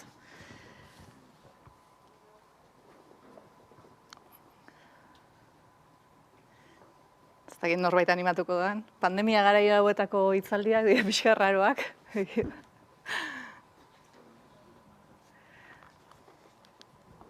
Nik baditut, baina nik uste dut gauza interesgarri asko esan dituztela, eta...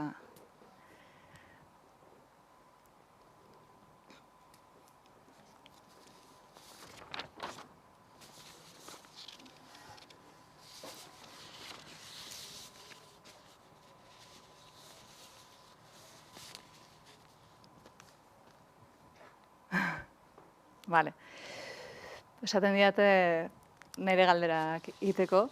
Ni galdera orokorra neuzkan, baina zuen hiruen interbentzioak entzunda, ez dakit, zaila egiten zait galdera bakarra egitea hiruei, ze oso ikuspuntu desberdinetatik egin dituzuen. Nik ane, ez dakit, hor zaude, interesgarria irudituko litzaidake orain zuk zer pentsatzen duzun galdetzea. Hau da, hasi zeanen ikuspuntu etxigarria aipatu duzu, egia da nazioarteko ikuspuntua ematen saiatu zehala, eta hori ez da egia esan oso etxigarria izatearen arrazoiak badaude. Baina Jon eta Txetxe entzunda ikusten duzu argiren bat. Hau da, Jonek azken batean esan digu borroka, esparruak, zeintzuk izan beharko lirateken eta nola egin beharko guneken, eta Txetxek, praktika batzuk oso argi utzi dizkigu mahai gainean. Argi utzi duena baita ere, egun batetik bestera ez diela gauzak egiten. Laborantza ganbaraz hitz egin baldin badezakegu, edo herria elkargoaz hitz egin badezakegu, atzetik historia luzea izan du, bai, eta hor, politika egiteko modu desberdin batetaz hitz egiten ari gara. Hegoaldeko ikuspuntutik behintzat ikasteko asko izango genukena. Zukane, nazioarteko politika hori ezagututa, ze baldintza ikusten dituzu argi horiei eutsi ahal izateko eta borroka horiek egin ahal izateko?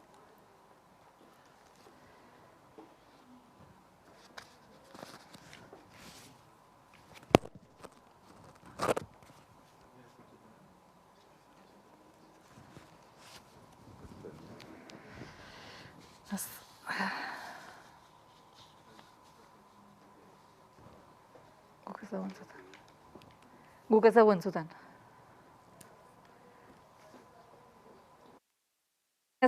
Hane ez genuen entzuten, platoan ez, eta agian kanpoan ere ez. Bai?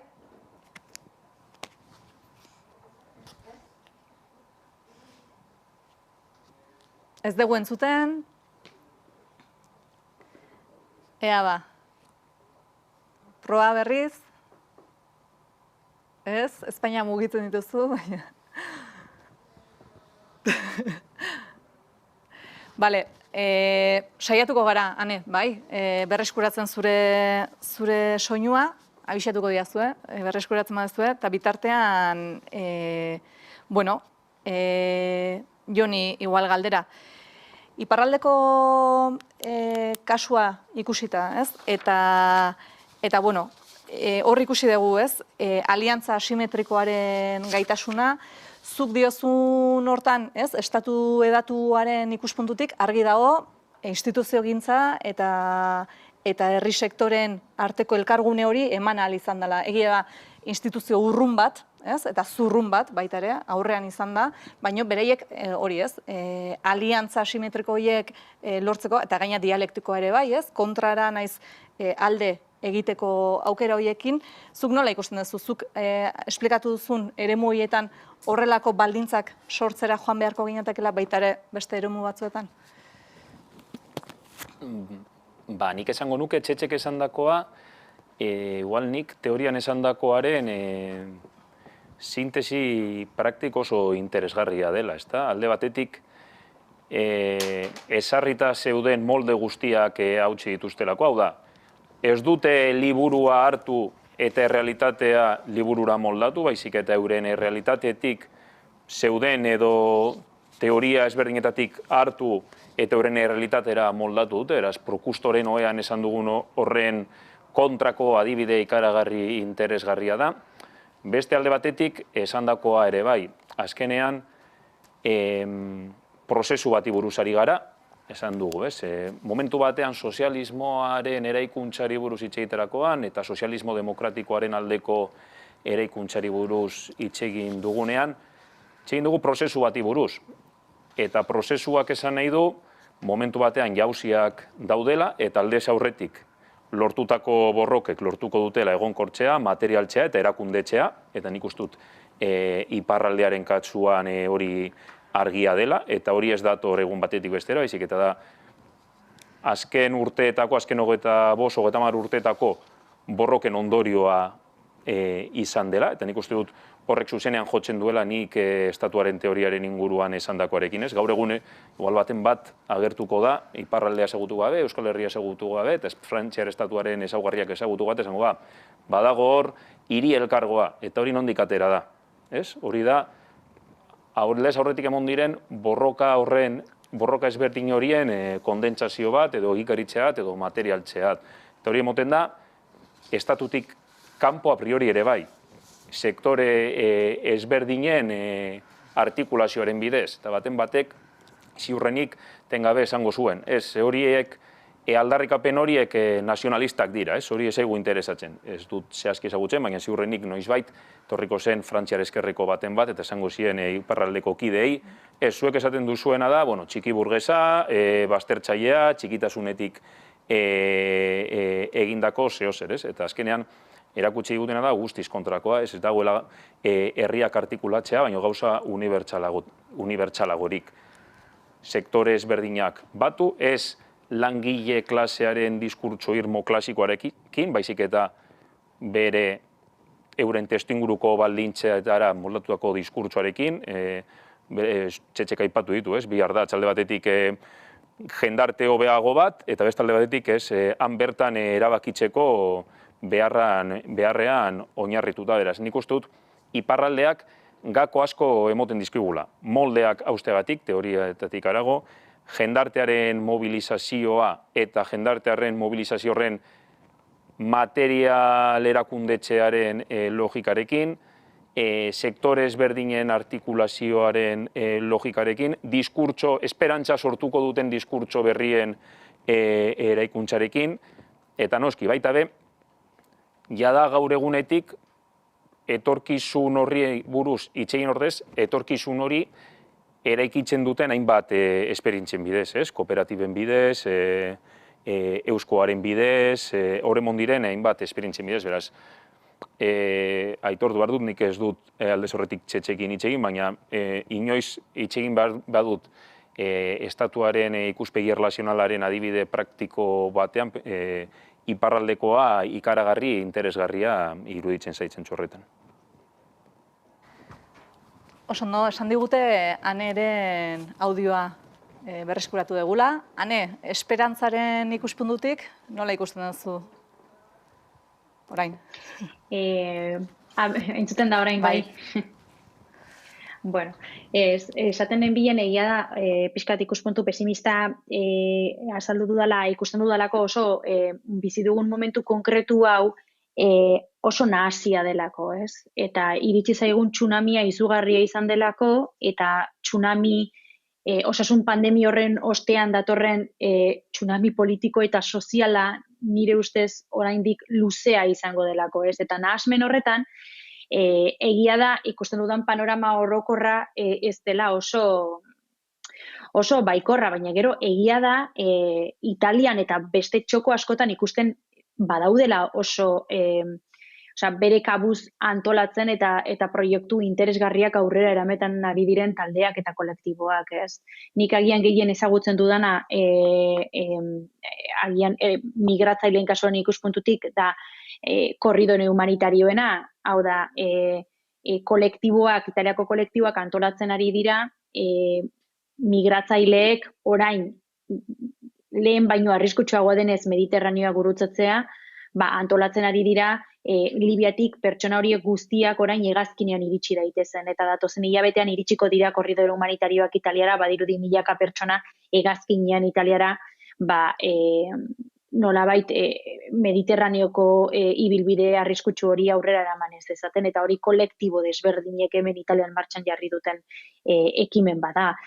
Txertoen kasuan ikusten ari gara badaudenak herrialdeak, herria batzuk saiatzen ari direla estatus quoa apurtzen, ez? Eta txertoen turismoa edo txertoekin etorri den eredu kapitalista eta merkantilista apurtzen, eta hor aipatu ditut agian Serbia eta Kuba. Badaude adibideak saiatzen ari direnak nolabait inposatzen ari diren eredu hau nolabait jokoan jartzen. Baina ikusten ari naizena da oso momentu, lehen esan dudan bezala, nahasian gaudela, eta une horretan oraindik antolakuntza maila, hemen ikusten ari naizen eredu berriaren gaineko antolakuntza maila oraindik ez dagoela oso ezurbamituta. Ados, Ane, Txetx, zuk Jone komentatu dunaren aritik, zerbait esateko? Errandidate frantsesez segitzea, itzuzen gatik. Bai, egia da, bai. Bon, en fait, moi, ce que je soulignerais dans ce cas d'Ion, c'est en fait la notion de processus. Bai, nik azpimarratuko nuke prozesuaren kontzeptu hori. Egia da, guk erreparatzen badiegu azken 25 urtei prozesu bat ikusten dugula, eta prozesu horretan ikusten duguna da bideak eraldatu egiten duela gizartea helburuek beraiek baino gehiago. Eta bide hori izan dela benetan eraldatzailea izan dena, eta ez bidera bultzatu zaituzen helburuak. Eta horregatik askotan gure buruari etengabe errepikatzen dizkiegu gure buruari esaldi batzuk, batetik praktikak sortzen du kontzientzia eta bestetik bidea eginez egiten da. Horiek dira gure lelo nagusiak, eta joan den udan liburu bat irakurri nuen, hegoaldeari buruz hitz egiten zuen, Raul Selig egile alemaniarraren liburua zen, ezker abertzaleak asmatu zuen, du izenburua, eta balantzea bat egiten du hegoaldeko prozesuarena, eta aztertzen du nola prozesu horren ondorioz erantzun ahal izan zaien hainbat gai teorikori. Europako ezkerrak dituen zalantza teorikoei egia da, teorian berez ez zirela egiten galdera horiek, baina praktikan erantzun egin dira egiten ez ziren galdera horiek. Eta nik horretan sinesten dut, eta benetan uste dut iparralden egin dugun bideak oso urrunera eraman gaituela, eta aurrera pauso gehiago eman ditugula, egoera horrela izan da, departamentu aldez aurretik lortuta baino. Oso Txetxekin, prozesuak, askotan eramaten gaitu, espero ez ditugun beste helburu batzuk igual lortzea, baina prozesuak berak ematen digu bidea. Eta praktikak ere kontzientzia horiek nola eragiten ditun. Praktika asko ikusi ditugu iparralden, hegoalden ere badaude dexente, eta hemen bazaudete batzuk, agian praktika horien ezagutza badituzuenak, nola ikusten duzu zuek? Venga, bat animatzen den publikotik ekarpena egitea.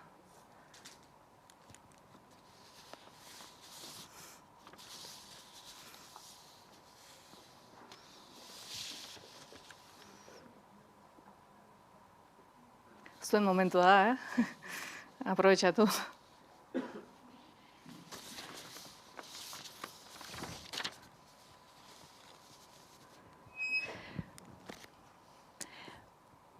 Bale, inorrek ez badu behar,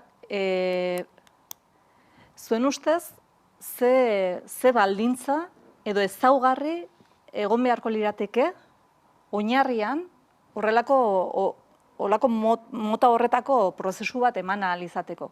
Eta hemen burujabetza materialaz, hau da, ambizioz jokatzeko aukera horrekin, ez gauza, gu gure artean egin ditzakegunako dena delakoa, baizik eta instituzioekin batera, ikuspegi herritar batetik, ambizioz jokatuz, burujabetza materialerantz, hori ez, bide hori egiten hasteko. Zeintzuk dira, zuen ustez, eman beharreko baldintzak eta ezaugarriak. Jon, zu hasiko zinateke?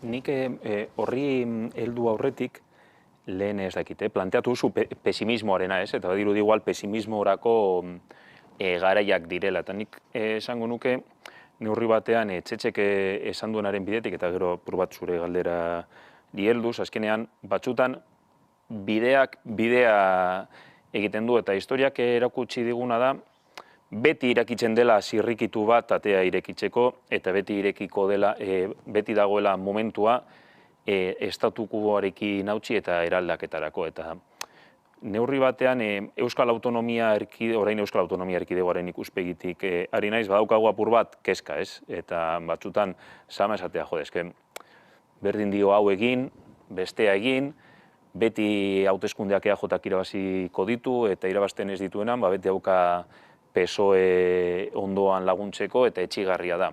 Eta neurri batean egia da etxigarria dela, baina historiak erakusten diguna da, izan daitekela gaur, izan daitekela bihar, zirrikitua beti irekiko da, eta zirrikitu horrek beti harrapatu behar gaitu prest. Eta askotan guk ere sortzen ditugu baldintza. Zeintzu dira ezaugarriak zaila da esatea, ez? Eta neurri batean lehen esan dut, ezin dugu bez molde bat eraiki eta molde hori hartu eta aplikatu eta realitatea ez badago hor moztu. Baina ezinbestekoa da dimentsio guztietan borrokatzea. Ezin da esan, erakundetan ez dugu parterik hartuko edo bakarrik erakundetara dedikatuko gara, ez?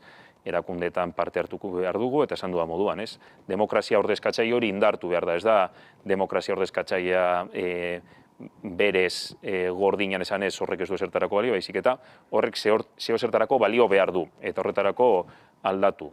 Behar da baita be gizarte mugimendu oso potente bat, eta oso antolatu bat, eta behar da gizarte mugimendu horrek ere gaur egunetik alternatibak eraikitzen joatea. Eta guztiek elikatu behar dute guztia, eta Euskal Herrian askotan pesimista gara, eta esan dugu ez, eske EAJ gobernatzen du leku guztietan, baina hori gezurra da, udal mailan badago botere harreman oso desberdina, Gipuzkoan, baina baita beste Euskal Herriko beste hainbat lurraldetan, eta nik uste dut hortik hasi behar dela, gauzak aplikatzen eta bidearen bide ginez, eta bidetik sortuko ditugu guk ere gure aukerak.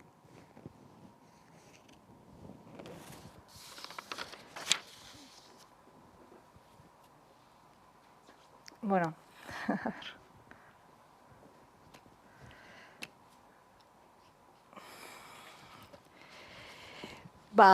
ez dakit, Txetx, zuk beste zerbait aipatzeko izango zenuke?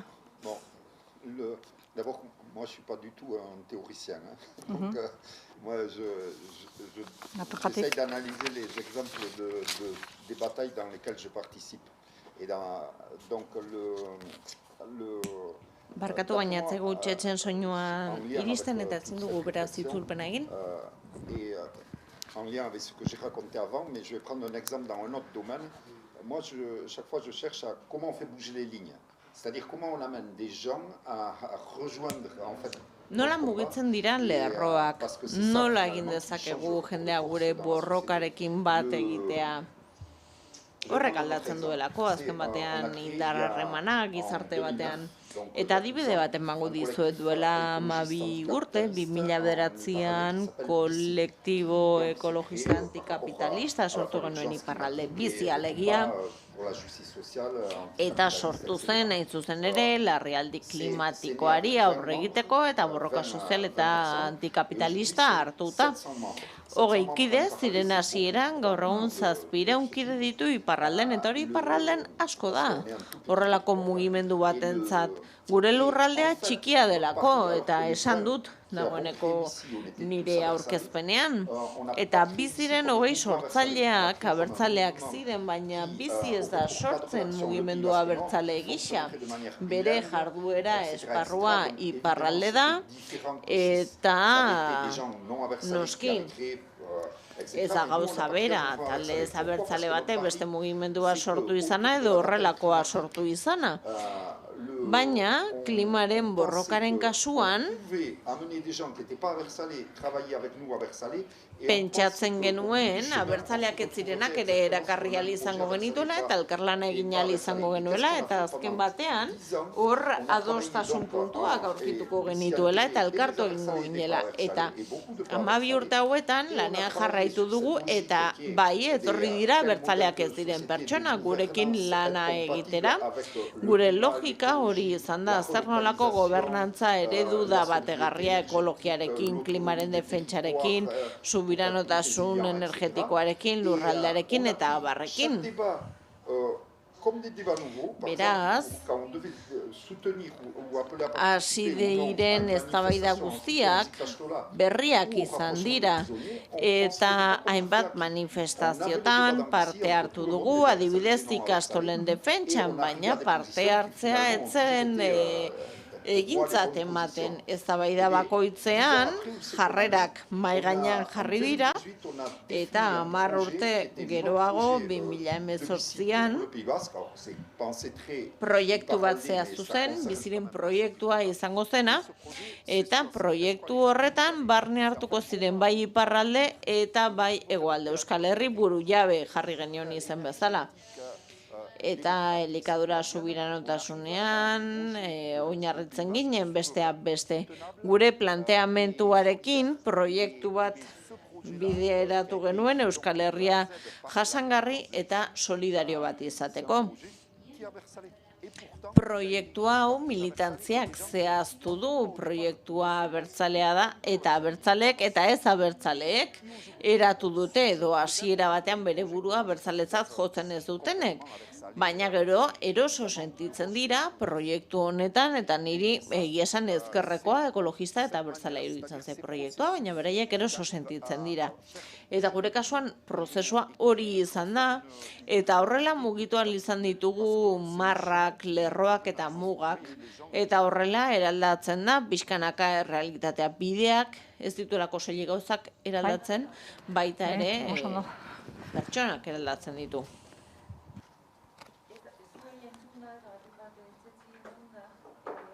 Aderretxoina, pentsatzen dut emango dizuela mikrofonoa, ez? Zagit. Etxean daudenak bintzaten zuteko. A ber. Listo. Horrein bai, ez? Bai. Bai, entzuten da, ez? Bai.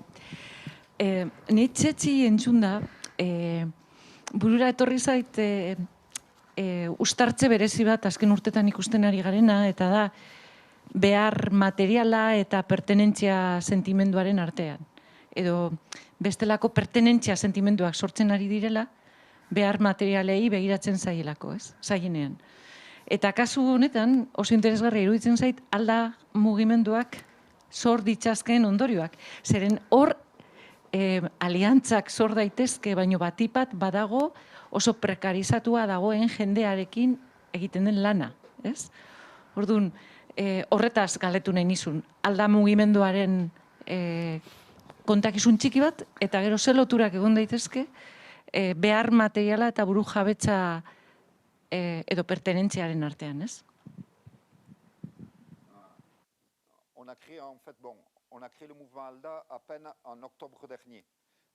Donc c'est très récent. Bai, alda mugimendua 2008ko urrian sortu zen, sortu berri dago eta horrexegatik zaila da balantze bat egitea. Ni besterik gabe helburuak aipatu ditut, urrian sortu zelako, handik 10 egunera itxialdia iritsi zen iparraldean, gero gauean ere etxeetan egon behar izan gara, lan egitea zaila izan da. Baina hala ere, Baionako hainbat auzotan lan egin dugu, auzorik agian ezagunenetan, eta pixkanaka iritsi gara jende berriarengana aldari esker. Eta zer da alda? Aldaren oinarrian analisi bat dago, 2016tik izan dugun nahi bat, praktikan gero eta indarrandiago hartuz joan dena. Eta ikusten genuen biztanleriaren zati bat, etzela inolako klaserekin identifikatzen, eta etzela lotzen inolako sindikatu, alderdi eta abarri. Batez ere pertsona gazteak dira eta haie pairatzen dute, batez ere bilakaera neoliberala, sozietatearena, sistemarena. Eta hori guztia ikusita, gure buruari esan genuen tira. Pertsona guztiak desintegrazio sozialeko egoera batean daude, individualista dira, bakarrik sentitzen dira, ezintasuna sentitzen dute, ziurgabetasun handia dute, indarkeria maila ez da ere beste lekuetan baina asko handiagoa, baina pertsona horiek bakarri daudenez, gizarte hori ez dutenez, babesgabe sentitzen dira. Eta pertsona horiek Fronte Nazionali bozkatzen diote, eskuin muturrari, integrismoa elikatzen dute, abstenitu egiten dira, beraz nola lan egin dezakegu pertsona hauekin azken 30 urteetan, Baionako auzoetan, egiturak, elkarteak ia desagertu egin dira, geratzen da egituraren bat, baina 60 urteko militanteek osatzen dituzte, badaude auzoak inolako elkarterik edo egiturarik gabeak. Beraz, zer metodo erabili dezakegu beraiekin lan egiteko? Kasu honetan, Erresuma Batuan aurrera eraman dituzten esperientzietan oinarritu gara, eta haien metodoak egokitu ditugu gure egoera espezifikora. Eta horrexegatik planteatu duguna da metodo horien sintesi bat egitea, eta ikustea zer lan metodo zeuden eta zeintzu balia genitzaken. Eta horrela formula bat sortu genuen. Zer gidatu gaitu analisi prozesu honetan? Badago esaldi bat, oso potentea iruditzen zaidana, eta gazte batekin, 35 urteko gazte batekin hitz egiten ari nintzela, berak esan zidan, estatu frantsesak bazter utzi gaitu, guta zahaztu da. Baina tira, gu ere ez gara sentitzen etxean bezala Euskal Herrian. Beraz, ez zaie iruditzen Euskal Herrian daudenik, baina Baionan bizi dira. Eta haientzat Euskal Herriaren kontzeptu hori ez da beraiena, ez da? Zein izan da gure analizia? Klase hauen arazoa ez dago soilik beraien ahalmen ekonomikoarekin lotuta. Arazoa lotuta dago ere haien sare faltarekin. Haien sareak ez dira aberastasuna handiagoko edo txertatze maila handiagoko klaseenak bezalakoak. Ez dituzte aukera berberak enplegura heltzeko, etxe bizitza bat eskuratzeko, prestakuntza jasotzeko, ez dituzte eskubide berberak. Alde handiak daude beraz. Eta gainera, haien bizimodua materialista da, eta ez daude egokituta.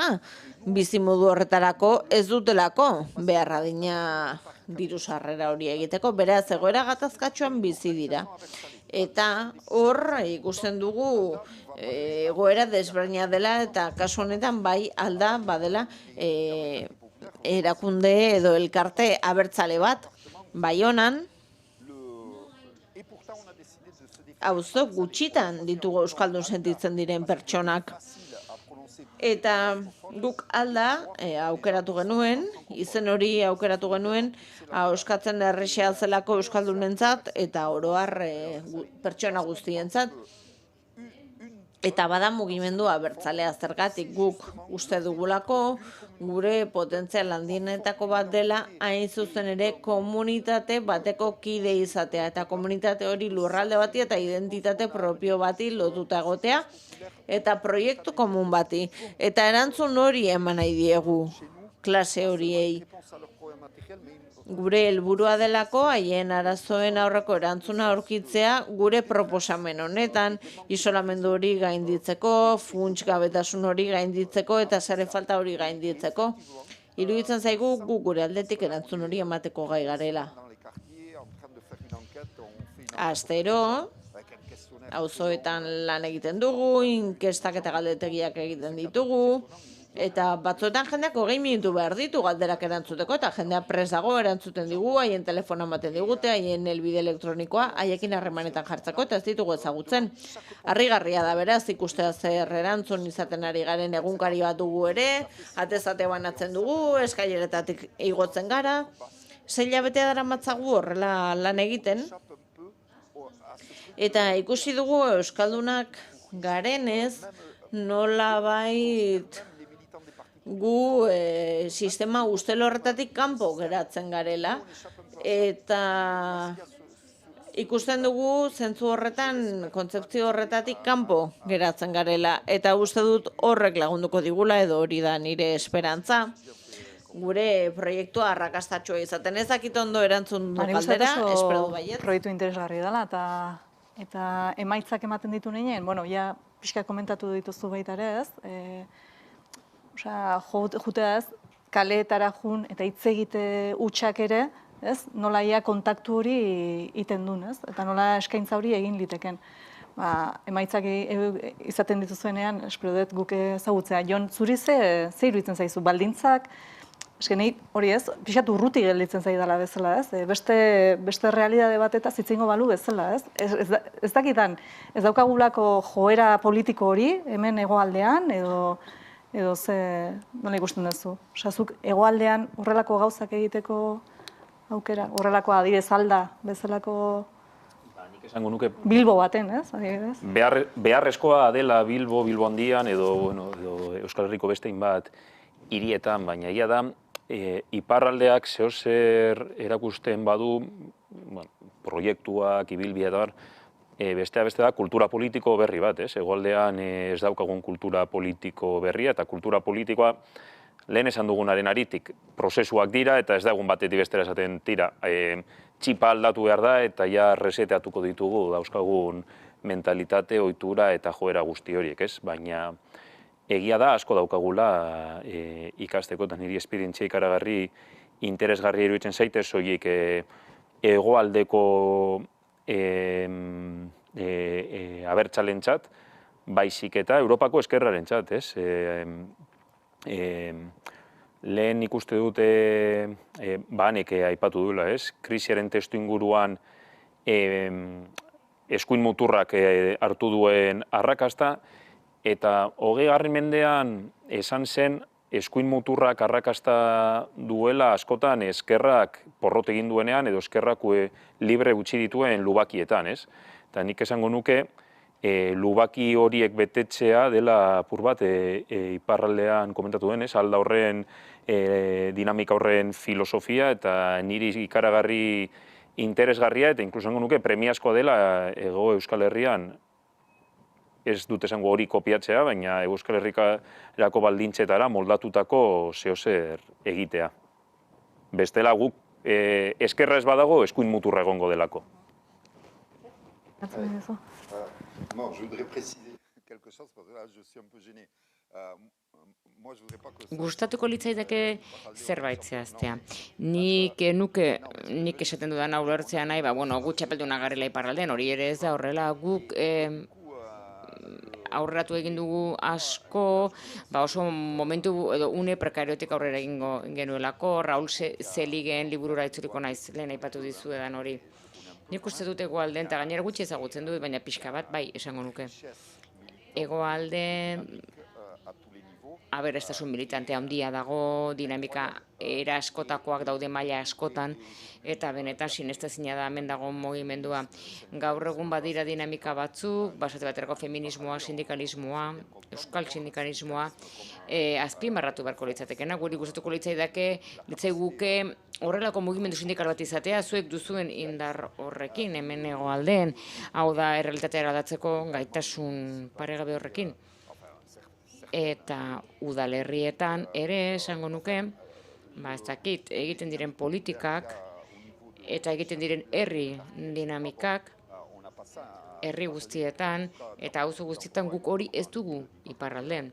Eta hain zuzen ere are gutxiago iparraldeko hirietan. Beraz, ni ez nator ona inolako leziorik ematea hegoalderi.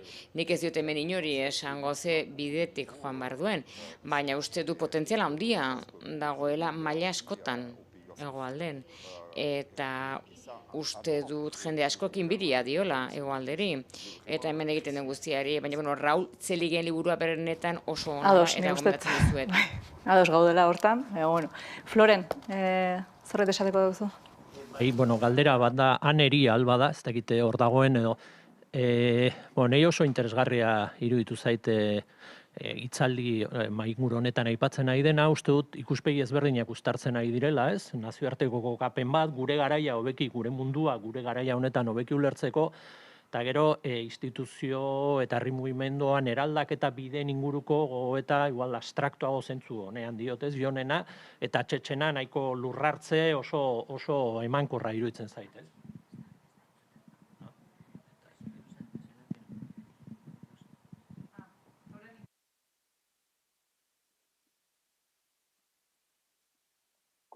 Ez dakit.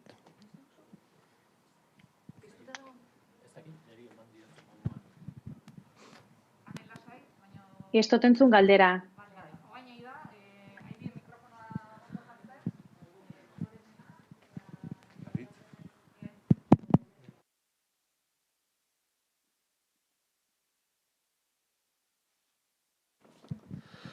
Bai, bueno, ni berdin entzuten nuen ezagite etxetatik. Errepikatuko dut, bizkor, bueno, esaten nuen nahiko borobil edo nahiko ongi gelditzen ari dela eztabaida hau, nolabait nazioarteko eta egoraren eta gure garaiaren ulerpen saio bat edo hurbiltze bat egin duzuelako, eta bestetik bueno, instituziogintza eta eraldaketaren bideen inguruko gogoeta abstrakto teoriko zentzu onenean, eta Txetxen aldetik lurrartze bat, esperientzia batzuk aintzat hartuta. Ez nik aneri egin nahi nion galdera bat, gogora, bera entzunda gogora etorri zaizkit irudi batzuk, bestea beste Errusiako ez da medikoak ziren edo beste elementu batzuk Italiara iristen pandemiaren momentu gogorrenetan, eta hori lotzen du nik Europaren egoerarekin, ezta? Lehen eurozentrismoa aipatzen zuen berak, nola ikusten duzu Europa orain munduan pizten ari diren lehia berrietan eta ematen ari den evoluzio horretan? Horrek azkenean gu munduan gaude, baina Europan gaude, gustatu ala ez, eta Europar Batasunaren evoluzioa importantea da, eta geopolitikaren ikuspegi horretatik aipatzen zenuten pandemia honetan nolabait aurretik zetozen joera batzuk bizkortzen direla edo sakontzen direla, baina zer aurreikus daiteke edo ze sumatzen da edo nondik nora joan daiteke evoluzio hau, azkenean horrek baldintzatzen du gustatu ala ez gu mugitzen garen egoera, panorama eta ondorioak atera beharko genituzke ikuspegi horretan, ez? Instituziogintzan esate baterako autoritarismoaren indartzeak ondorioak ditu, Europan zabaltzen balin bada instituzio horiek ez dutelako ezertarako balio eta beraz atzera egin behar dela bide horretan, bueno, holako ez pentsamenduaren eta jarduera politikoen norabidei erraparatzea iruditzen zait importantea dela, ez? Badaki beti oso delikatua dela etorkizuna nondik etor daiteken galdetzea, baina uste du pista batzuk ematea ni behintzat eskertuko nuke. Bueno, nik uste dut Europak izugarrizko humiltasun lekzioa jaso duela azken urte honetan, baina ez dakit mezua iritsi zaion. Italian agerikoa izan da, ze pandemiak gehien sufritu duen eskualdea izan da Lombardiako eskualdea, Italiako eskualderik aberatsena, industrialena, garatuena, eta teorian osasun sistema antolatuena zuen, gero jakinda azken hamarkadetan izugarrizko privatizazio prozesua pairatu duela, tokian tokiko medikuak desagertu egin direla eta privatizazio horiek eta ospitale handien sorrerak, baina tokian tokiko ambulategien itxierak sortu duela hasieran ikusi genuen kataklismo hori. Eta ez da bakarrik Italiak Errusiatik etorretako medikuen laguntza behar izan duela. Italiak behar izan du Albaniatik etorri diren mediku eta erizainen laguntza. Kubatik iritsi ziren 100 medikuen laguntza. Eta ez hori bakarrik. Sierra Leonan eta Kongon ebolaren aurka borrokatu duten mediku eta gobernuzkanpoko erakunde asko etorri behar izan ziren hemengo ospitaleetara erakustera nola funtzionatzen zuten segurtasun metodoek, hau da, medikuak nola jantzi behar ziren, nola kendu behar zituzten forroak gaixorik zeudenak bizitatu ostean, nola egin behar ziren segurtasun zirkuituak ospitaleen baitan, ez zeukaterako ideiarik ere ez. Ez dakidana da, lehen esan dudan bezala, Europak eta Italiak ikasi duen lekzio hori. Hau da, konturatu den, azkenengo urteetako politikek eragin dutela hein handi batean ikusi dugun hondamendi hau. Eta nabaritzen ari naizena da, multilateralismo politikoaren amaiera hontan, non ikusten ari garen lehen aipatu duen bezala, Estatu Batuen eta Txinaren arteko norgehiagoka berria, Rusiaren indar hartzea, Eta guzti horretan, Europa pixka bat desagertu egin dela, ez? Eta bere ahultasuna ikusi dugu adibidez txertoen kanpainan, hau da, nola jorratu dituen txertoen erosketak eta banaketak, ez? Eta orduan, esan bezala oso zaila da jakitea norantzkoa zen, baina ikusten dudana da, eta nik bat egiten dut aipatu dutenekin, hau da, ikusten ari garena hemen Italian da gero eta gazte gutxiago daudela lotuta, edo ez direla identifikatuta sentitzen inolako talderi, sindikaturi edo alderdi politikori, ez dago loturarik kolektiboarekin, eta ikusi beharko duguna da, pandemia amaitzen denean, lehengo eredura itzuli nahi dugun, edo beste eredu berri bat sortu nahi dugun, eta hor behar da gizartearen antolamentu potente bat, osea behar da kontzientzia hartze bat, ez? Eta hor ikusten dudana da, nire inguruan behintzat, jendea oso galduta. Eta nik uste dut hau Europa mailan herrialde askotan nabaritzen den, nik behintzat hitz egiten dudanean beste herrialde batzuetan dauden pertsonekin oroar asko sumatzen den sentimentu badela, ez? Eta hor beldur handia ematen dit lehen aipatu dudanak, ez? Hutsune hartze horretan, nolabait nora eze horretan oso ondo infiltratzen delako eskuin muturra. Beraz, Europan gertatzen ari dena da, Boris Johnsonekin ez dakigu zer gertatuko den. Macronek ere ikusiko dugu. Merkel badoa, Italian Draghi daukagu, baina Draghi ez dute hauteskundetan aukeratu. Hau da, Draghi gobernu teknokrata eta politiko bat dauka goitik jarritakoa, ez? Zein eredu ezarri nahi duten pertsona horiek guztiek datorren urteetan, eta guk gizarte moduan edo Europako herritar moduan nun egon nahi dugu. Eta horregatik esaten duen pixkat, pesimista pixka bat dagoela ikusten dudalako, agian oraindik nahasmenaren erdian gaudelako eta jendea oso galduta ikusten dudalako. Oso ondoan, honekin amaituko dugu, lehen komentatu dugun bezala, jende gehiagiari da hiltzen salbatua izan gabe, beraz guztiontatik irakaspenen bat atera beharko dugu. Nazioarteko kaosa aipatu duanek, gure eurozentrismoa zalantzan jarri dela eta jarri beharko genukela. Herri ekimen praktikoak ere aipatu ditu, Jonek esan digu borroka esparru guztietan eman beharra daukagula, eta Txetxek, Florenek esan bezala, lurrartze hori egin digu, ez? Praktikatik etorriko zaigu bidea, eta bidea eginez lortuko ditugulako fruituak. Eskerrik asko guztioi, eskerrik asko etortzeagatik, eta minutu batzuk barru izango dugu hurrengo hitzartzea.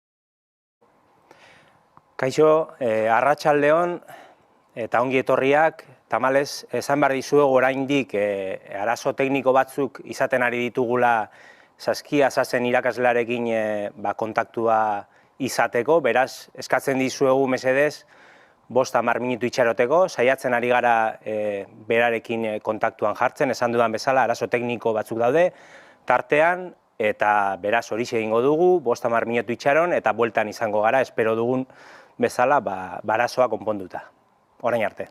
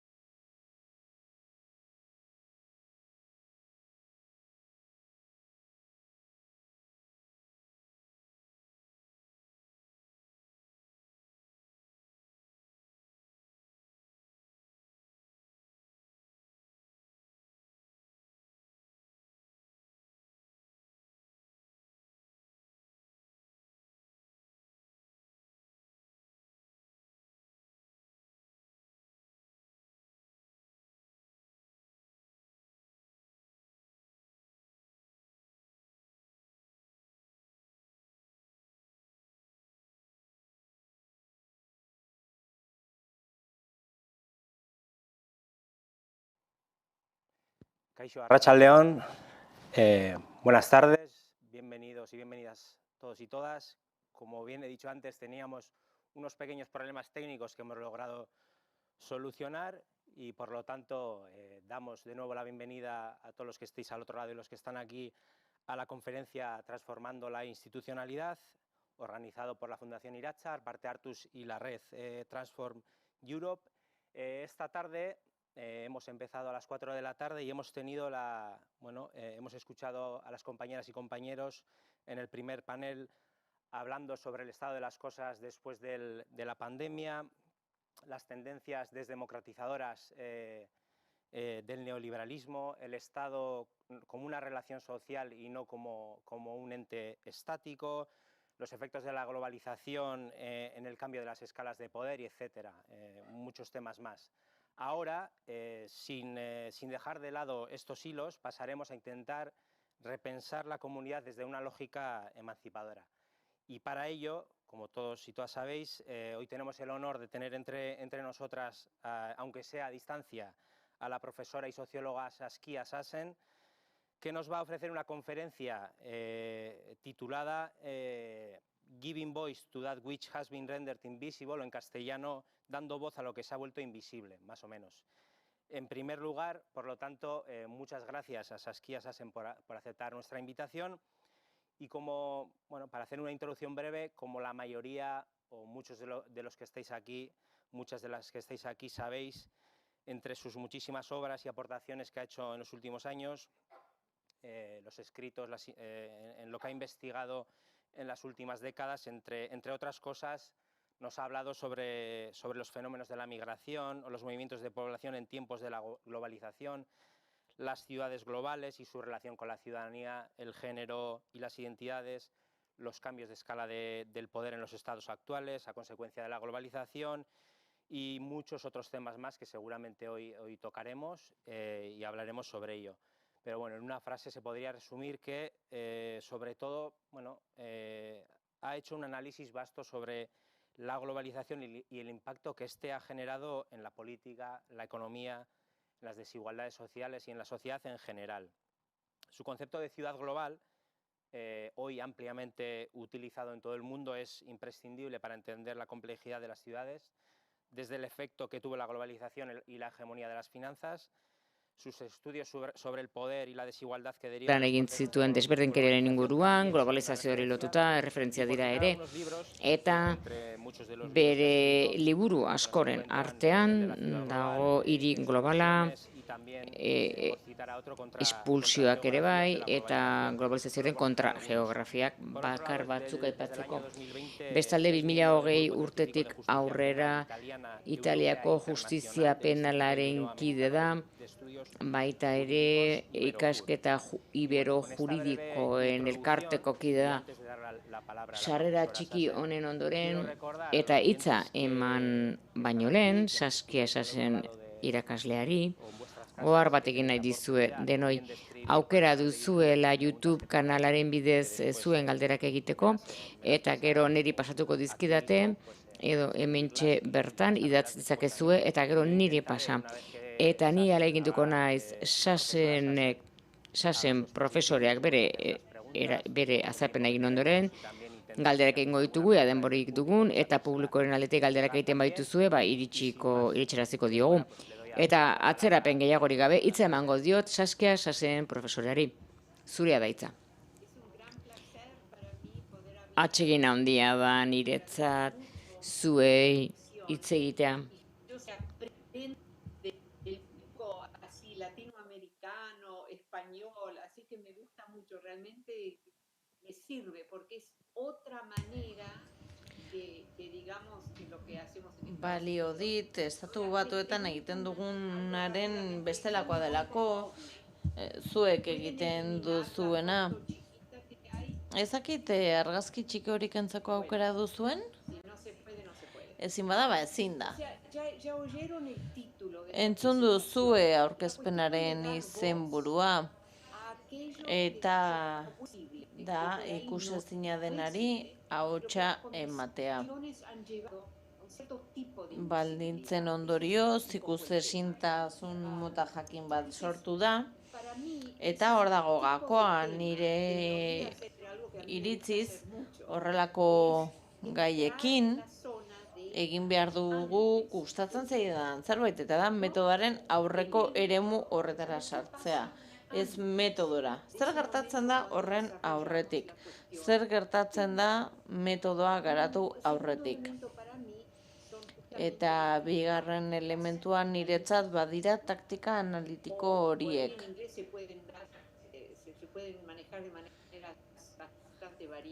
Ingelesez ustetain bat izen esaten dizkiotela, baina taktika analitikoak esaten da normalean gaztelaniaz eta euskaraz ere kasu honetan.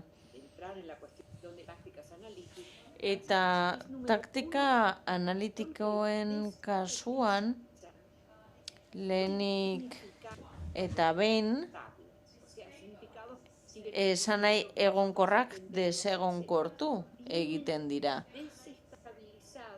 Desegonkortu egiten dira taktika analitikoak martxan jartzen taktikoa beti alda daitekelako. Eta hau gertatzen da azalpen oso boteretsuen itzaletan, ez aurrean baizik eta itzaletan. In the shadows of powerful explanations, ingelesez. Azalpen boteretsuen itzaletan, beraz. Eta lurraldetasunari dagokionean, ez da ohiko esparruetan gertatzen. Hau da, norena den lurraldean, nork agintzen duen, lurraldetasuna kasu honetan gauza mugikor bihurtzen da, nomadiko esanahiak alda ditzakeen zerbait da, adibidez nazionala denaren esanahia bere instantziazioan hitzetan. Eta hemen ere paisaiaren kontua dago.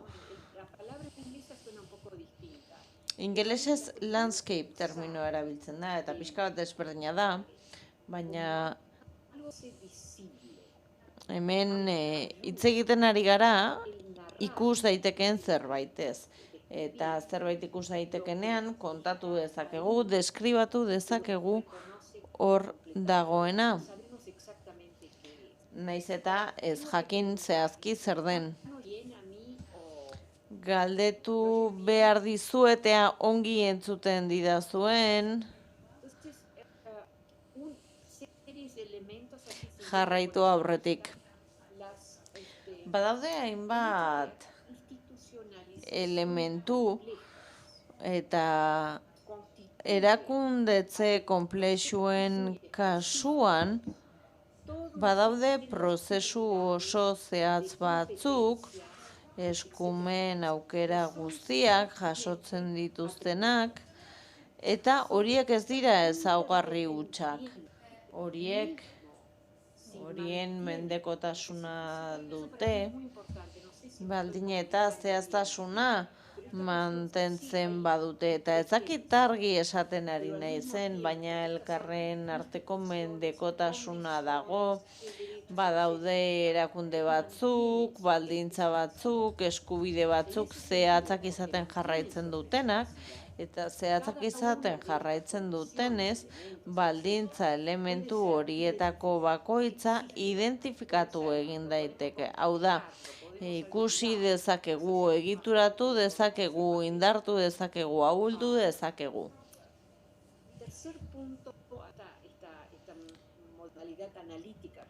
Hirugarren puntu honetan modalitate analitiko bat dugu, eta hemen lurraldea kontrajarri egiten zaio paisaiari. Paisaiak ere gerrak esan nahi ditu, hainbat baldintza negatibo dakartza berarekin. paisaiak horren guztiaren gainean flotatzen du.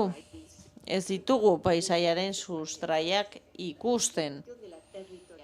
Eta lurraldetasunaren kasuan, hain zuzen ere, interesatzen zait paisaia ez den zerbait ikustea.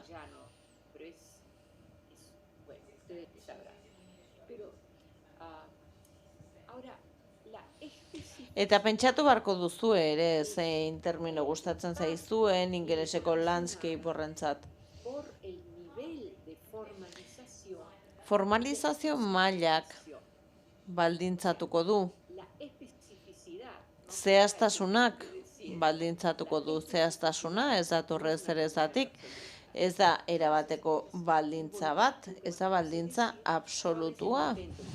Eta nik batzuetan gaztelania asmatu egiten dut, beraz gaztelania zentzuten baduzu hitz arraroak esaten dituala. Ziurrenik ez dira asmatzen, baina tira, nik asmatu egiten ditut. Denboran zehar, lurraldeak hainbat eratara sortu dira, eta hainbat formula daude performanceari dagokionez, eta beste hainbat alderdiei dagokienez. Eta hainbat tresna mota daude eraketa horretarako. Izan daitezke formula pribatuak, publikoak, legezkotasunarekin lotutakoak, metropolitanoarekin, kolonialarekin, supranazionalarekin lotutakoak. Eta hemen tango bat abez nezake horiek guztiak aipatuta. Elementu asko daude eta gure analizien muinean daude. Eta horietako bat aipatzearren, edo bat aukeratu beharko bagenu, ikusi beharko genu zer nolako mihiztadura sor ditzakegu horien artean indarra handia izan dezaketelako, egon daitezke batzuk oso indartsu eta labur gertatzen direnak, eta paisaiari buruz ari garela, esaldi horri indarra eman nahi badiogu, agian badirudi gauza azalekoa dela, baina lurraldeari dagokiona sortzen ditu azalera batzuk, gainazal batzuk, azaleko elementu batzuk. Eta niretzat oso garrantzitsua da ere hildako lurrekin lotutako guztia, hildako urekin lotutako guztia. Guk hil ditugu lur horiek, ur horiek gure proiektu handiekin, gure aurkikunde handiekin, gure adimen handiekin, gizakiok hil egin ditugu lur eta ur horiek. Eta hemen badago beste elementu bat azpimarratu nahi dudana, lurraldearekin lotuta, eta da obsolesentzia ordena bisualetan. Guk irudiak sor ditzakegu, iruditeria sor dezakegu obsolesentziarekin. Eta hau existitu egiten da, guk tresnak diseinatzen ditugunean, ez dugu zertan pentsatu obsoleszientzia honetan, baina gure buruari galdetu beharko genioke. Ea hau zarkituta dagoen, ea existitzeari utzi dion, ea dagoeneko beste maila batean dagoen eta garrantzia galdu duen. Beraz, hori kontuan izan beharko dugu. Eta nik erakutsi nahi nizuen zeharkakotasun batekin, sumatuko zenuten zeharkakotasunez hitz egiten ari naizela. Ikusten ez ditugun zeharkakotasunez Eta zergakotasun horiek hainbat leku eta espaziotara aldaitezke. Eta mapa hau erakutsi nahi dizuet, ikusten dituzuen nire gardenkiak bai, ikusten du baietz, primeran. Ikusten dituzue marka gorri horiek guztiak, hor ikus ditzakegu elementu batzuk, estatu batuen mapa hau da, herrialde handiegia, baina tira hori beste gai baterako utzi genezake. Hemen ikus ditzakegu estatu batuetan, sakabanatuta dauden erakundeak, badakizue erakunde nagusiak Washington DC daudela, hor dago borobil urdin horrekin markatuta. Baina beste guztiak, beste elementu gorri horiek guztiak dira eraikinak, egoerak, zerikusia dutenak gobernu nazionalerako gaitasunarekin inbaditzeko, hiltzeko, erailtzeko gaitasunarekin. Eta nik uste mapa honetan, eta kostatu zitzaidan mapa hau aurkitzea, aditu batzuk egin zuten, mapa hau, eta asko saiatu ziren mapa hau desagerrarazten, ez zitzaielako gustatzen. Baina dagoeneko 10 urte ditu mapa honek, eta nik uste mapa honek gaur egun puntu gorri gehiago izango lituzkeela. Puntu gorriak dira gobernuaren instalazio sekretuak. Badakigu existitzen direla, baina sekretuak dira. Beraz, elementu pare bat segurtasun regimenei buruz. Hemen ikus dezakezuen bezala, estatu batuetan gobernuak hainbat erakunde ditu segurtasunarekin lotuta, eta enpresa pribatu ugari dago ere arlo honetan lanean gobernuarentzat, zuzenean gobernuarenak ez izan arren.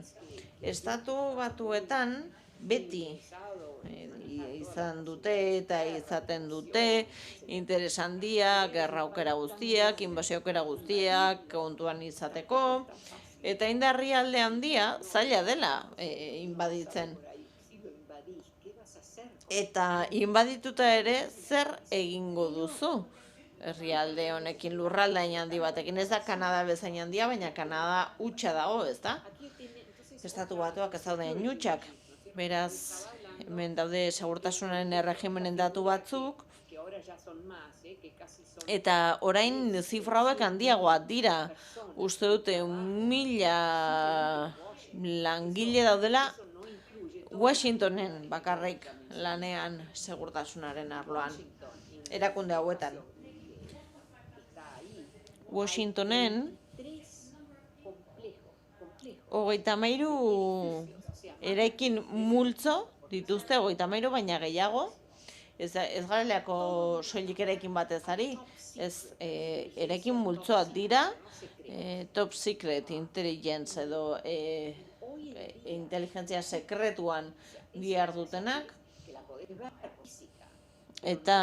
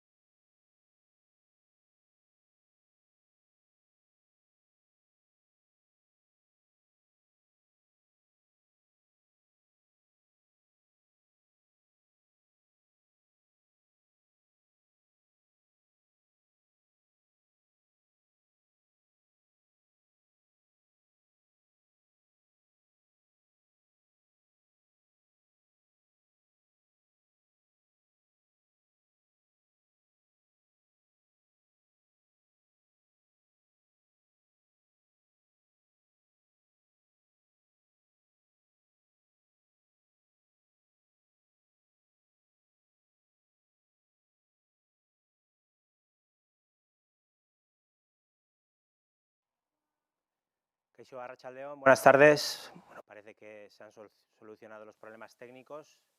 Arratsaldeon badirudi arazo teknikoa konpondu direla eta hitza emango diot berriro Sasen irakasleari. Muy bien. ¿Me podés decir hasta dónde escucharon parte? ¿Cuándo se Ez dakit noiz arte entzun duzuen eta noiz eten den.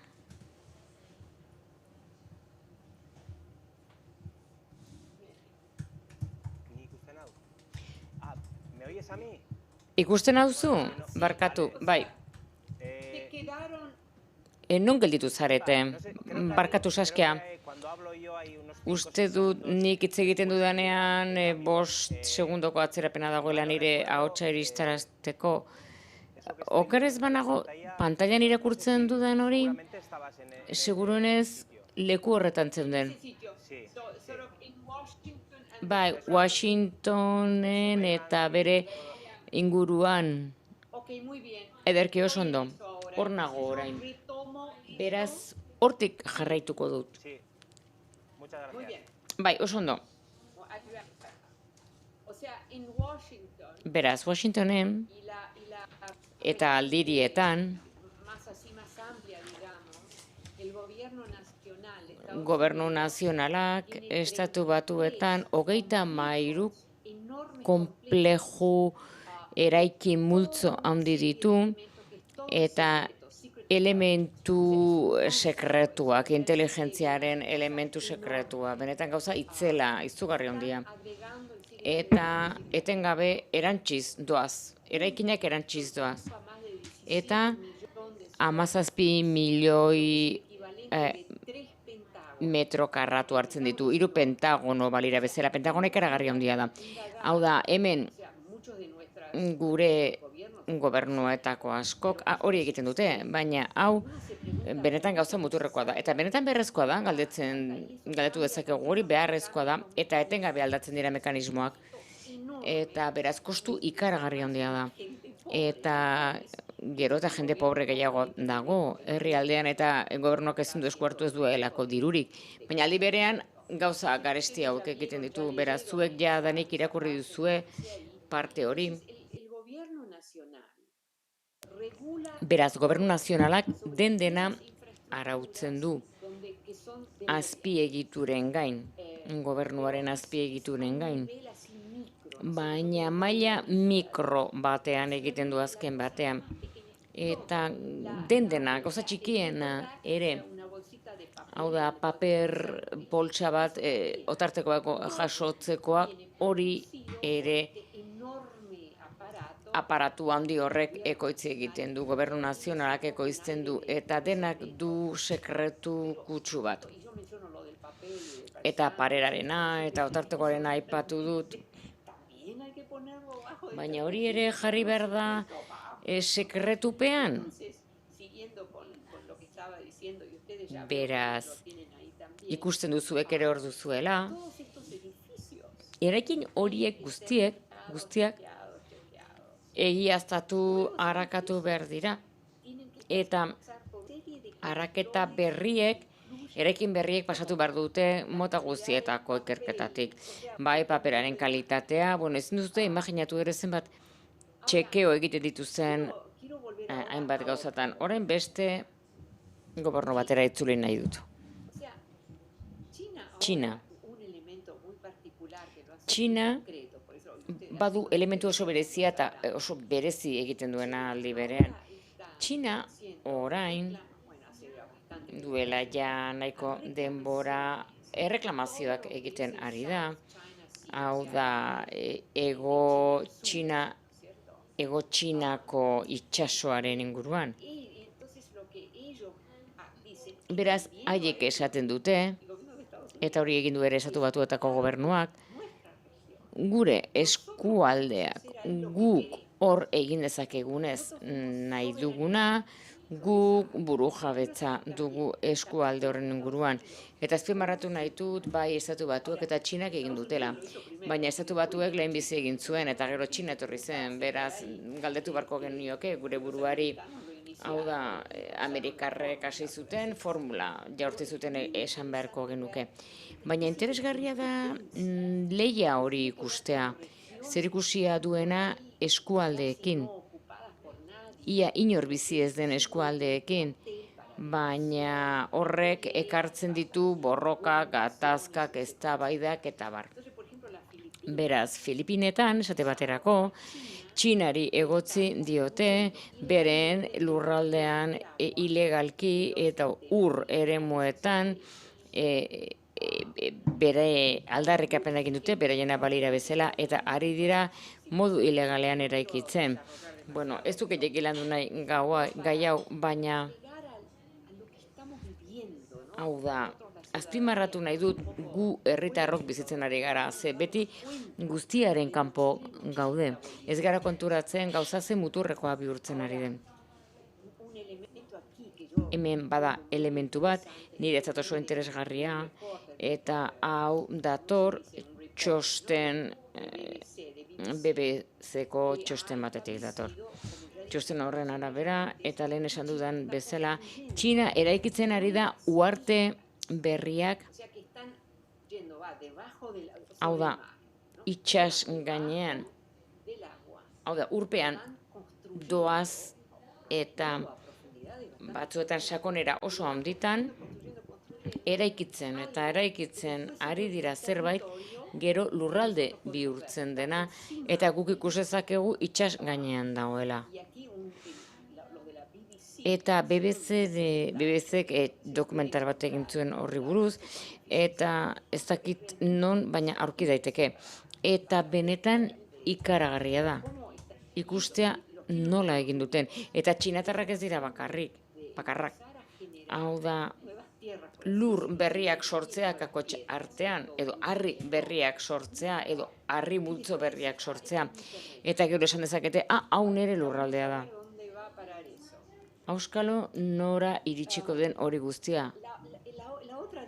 Beste dimentsio bat aipatu beharrekoa da guk mendebaldean eta gure eragile ekonomikoek ere lan egin dugu eta berregitearen gai horretan gure planetaren elementu asko berregin nahi ditugu. Gu ez gara errugabeak, besterik gabe. Mendebaldean. Hor ez dugu zertan azaldu, esaten dudan hori. Baina orain atzera egin nahi nuke eta amaitzen joango naiz, gero seguruenez galderak egongo dira eta gai hauek astuntxamarrak dira. Orain itzuli nahi nuke beste elementu batzuetara. Hau da, gu nola gauden zabalduta mundu osoan. Hau da, urak nola kudeatzen ditugun, lurrak nola kudeatzen ditugu, gero eta beroagoak dira, idorragoak dira, eta badira bi elementu adierazteko eta elementu hauek erabiliko ditut beste gauza suntsigarri batzuk adierazteko, baina nik orain aipatu dudanetik bereizten dena. Hemen, 1950 urtean, 1960-tik 2010 urtera ikusezagun nola egin duen beroa den guzti horren hazkundea urak hiltzen dituena. Hauek ere muturreko temperaturak dira. Honek ez du dena hartzen. Hauek temperatura oso muturrekoak dira. Ez dakit irakur dezakezuen ondo berotik oso berora doaz. Eta guztiz berora. Erabat berora doaz. Hauek dira temperatura normalak. Hau oso muturrekoa da. Eta hemen erakusten dizuet elementu berberak dituenak. Hau da, zuek badakizue hau gauza larria dela planetarentzat. Azkenik, baita ere azpimarratu nahi nuke, badirela eskualde asko urik ez dutenak. Guk badakigu zer den ere inbaditzea ura lortzeko, baina hauek dira eskualde batzuk munduan, non jadanik ezin ezin dute nekazaritza mota jakin bat egin, dena idortzen ari delako eta hiltzen ari delako. Badira beste eskualde batzuk non ur gehiegi dagoen, zuek oso ondo dakizue. Hori zer den. Hau da niretzat adibide larriena. Ikusteko nola oso denbora gutxian lortu dugun ur espazio edo ur gune, nola esaten da ingelesez, itxaso bat, itxaso itxi bat, nola lortu dugun itxaso hori hiltzea. Hau da, 1989-tik 2009-ra, ez da ia zertxo ere gelditzen.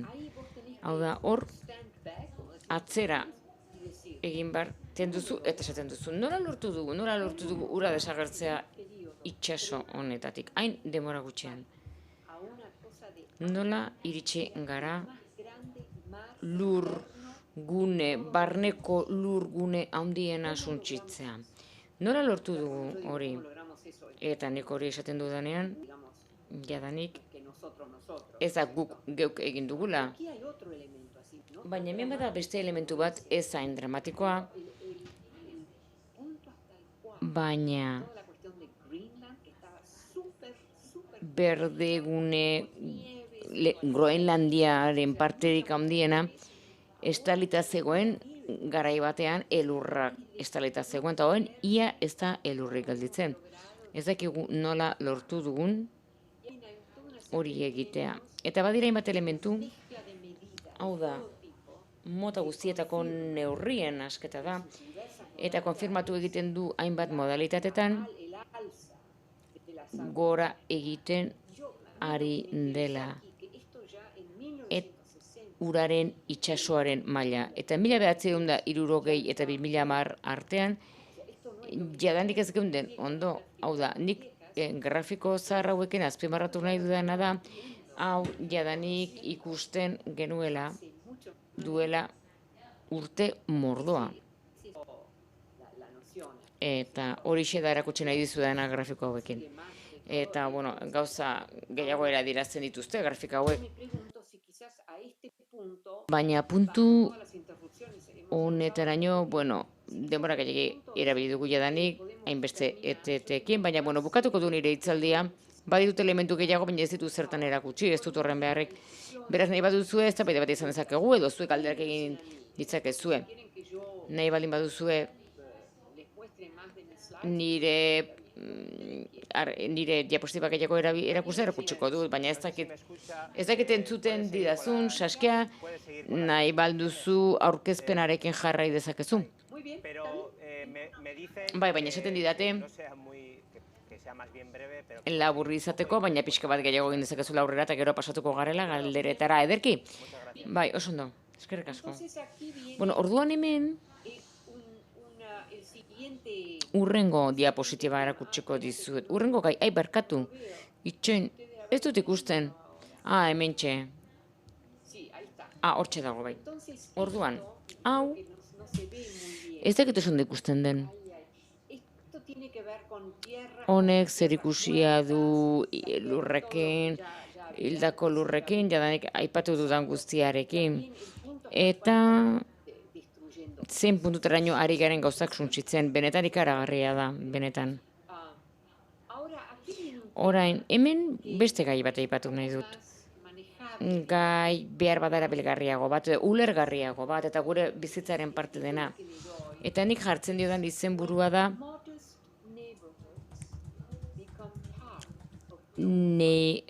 inguruko auzoak, apalak diren auzoak, bihurtzen direnean finantza sistema globalaren parte.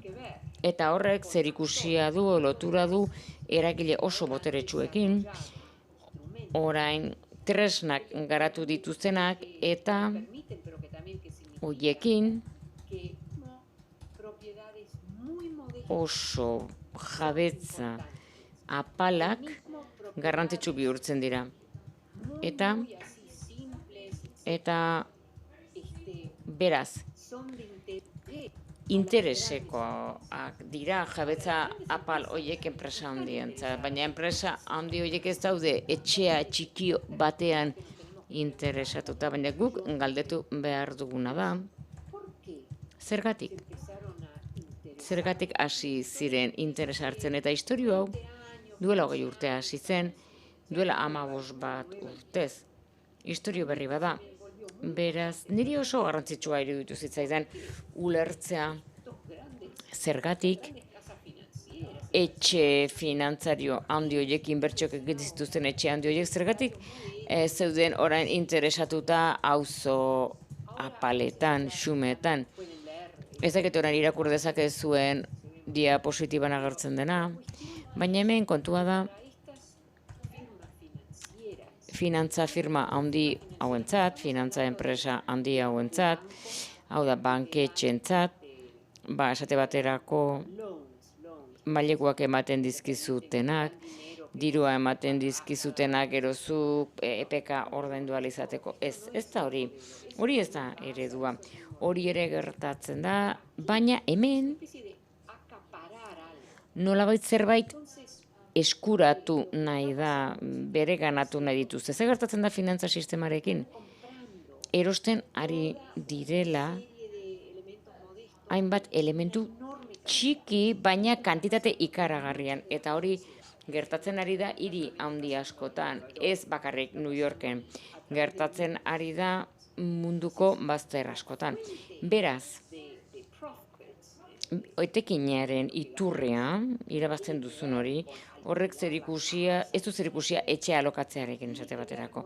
Zerikusia du zerbait komplikatuarekin, eta matematikaren bitartez, matematika algoritmikoaren bitartez, gaur egun nagusi dena finantza sistema guztietan, baina berriro esango du matematika algoritmikoaren bitartez, eraldatu egiten dute hor 15 etxe bat dituzte, adibidez, hori aldatu egiten da beste gauza batean, oso gauza abstraktu batean, zuk eros eta sal dezakezuna. Eros eta sal dezakezuna. Beraz, hemen ez da zuk etxea ikusten duzula, baizik eta etxea materialtasun hori, hau da gauza oso abstraktu bat sortzen du. Eta hori da modalitate berria, oso komplexua da, baina gertatzen ari da. Eta abantaila ematen die eragile finantzario handiei. Eta etxeak ez zaizkie interesatzen. Baizik eta materialtasuna interesatzen zaie. Hau da, materialtasun horiek bihurtzen dira saleros daitezkeen elementuak. Ez da etxetxoa berez. Baizik eta zerbait materiala. Hau berez interesgarria da. Hau da, materialtasun horrek du garrantzia. Beraz ez da dena abstraktua. Materialtasuna iturri bada azken batean. Eta mota askotakoak, diru asko irabaz daiteke horrela. Beraz, ea ba, beraz, hemen emaitza bat ikusiko dugu. Hau da, nik zehatz mehaz aztertu dudan adibide bada, eta argitaratu dut. Hau da, 2006an tik 2010era aztertu nuen eredu bada. Eta hemen ikus dezakezuen, espero dut irakurri ahal izango duzuela. Hau da, enpresa handiek eskuratu egin zituzten milioiak. Hau da, 14 milioi etxe oso apal eta xume. Nik hau esaten dudanean, jadanik ez zerate harritu behar hau entzuteaz. Hau da, ze gertatu zen? Horrelako gauza gertatzen dira. Beraz, zuek ikusezakezue 2006an 1,2 milioi etxe bereganatu zituzten. Hau da,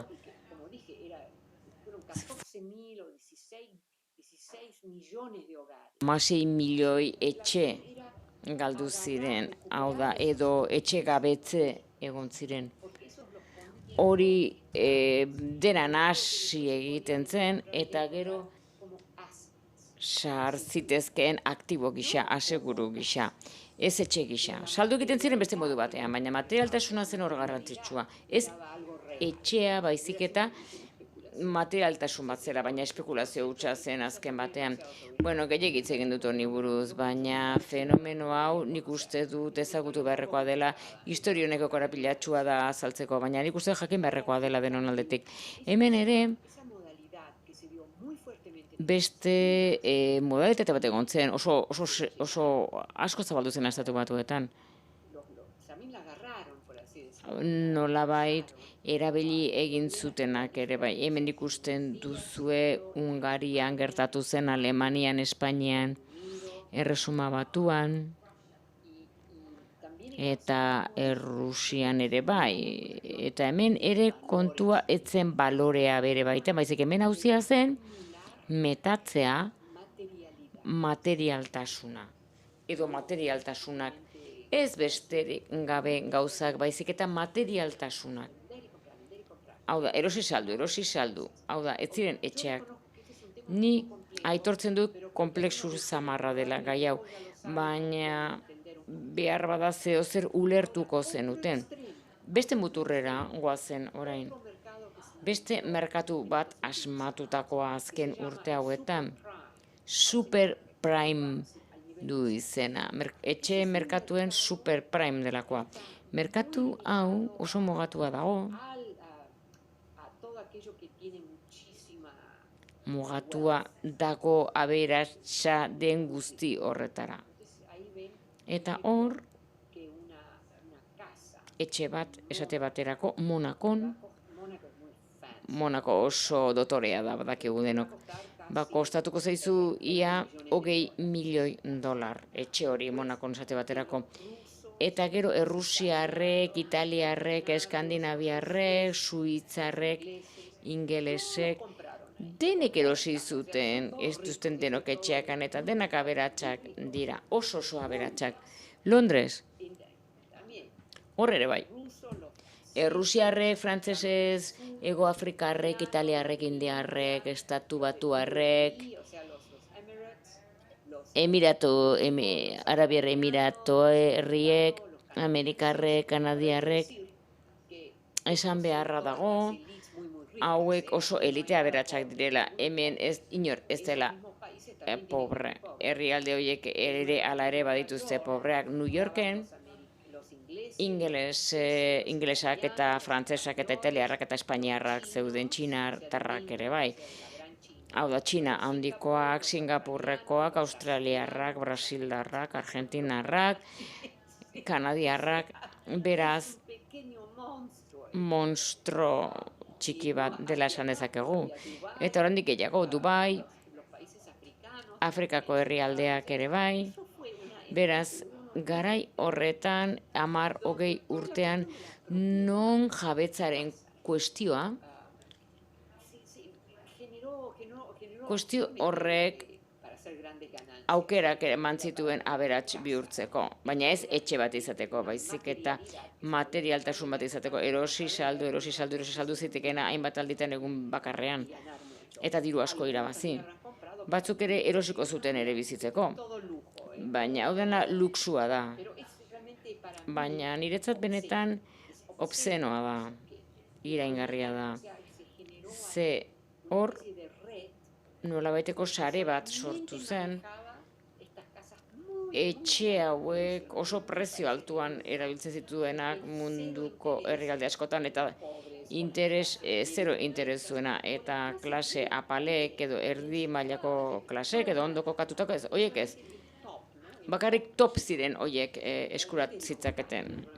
Horiek, nik benetan iruditzen zait, nerdargarria esasen, profesore, antzuten dira zu, mesedez? Agindu didate, denboraren arabera. Bueno, pixka bailitxeago bukatu behar dugu, barkatuko diguzu. Eta mesedez eskatuko nizuke amaitzea gero galderak egin alizateko. Eskerrik asko. Bai, bukatuko dut. Bueno, ja bukatuko dut hemen. Beraz, konferentzia irudi bat, eta hau asmamen bada. Hau da, eraikin hauek existitzen dira. Baina artista batek denak elkarrekin jarri zituen, eta niri benetan gustatzen zait. Eta hemen dago beste irudi bat asko zire dramatikoagoa, non Bueno, irudi honekin geldituko gara, eta eskerrak zuen arretagatik, eta bukatzen dut. Eskerrik asko. Muchísimas gracias. Bueno, lo sentimos mucho. Eskerrik asko eta sentitzen dugu, barkamena eskatzen digu Sasen irakasleari eta entzulei arazo teknikoak izan ditugulako, eta nik galdera batzuk nituen prestatuta, baina esaten diate galdera pare bat egiteko aukera bakarrik izango dugula. Ondo baderitzozu egingo dizkizut. Bueno, por un lado te quería preguntar, Ongi batetik galdetu nahi nizun, grafiko batzuk erakutsi dizkiguzu, eta azkeneko krisi finantzarioa pandemiarekin indartu egin den horretan, desegonkortze ekonomiko, geopolitiko eta soziala gertatu da.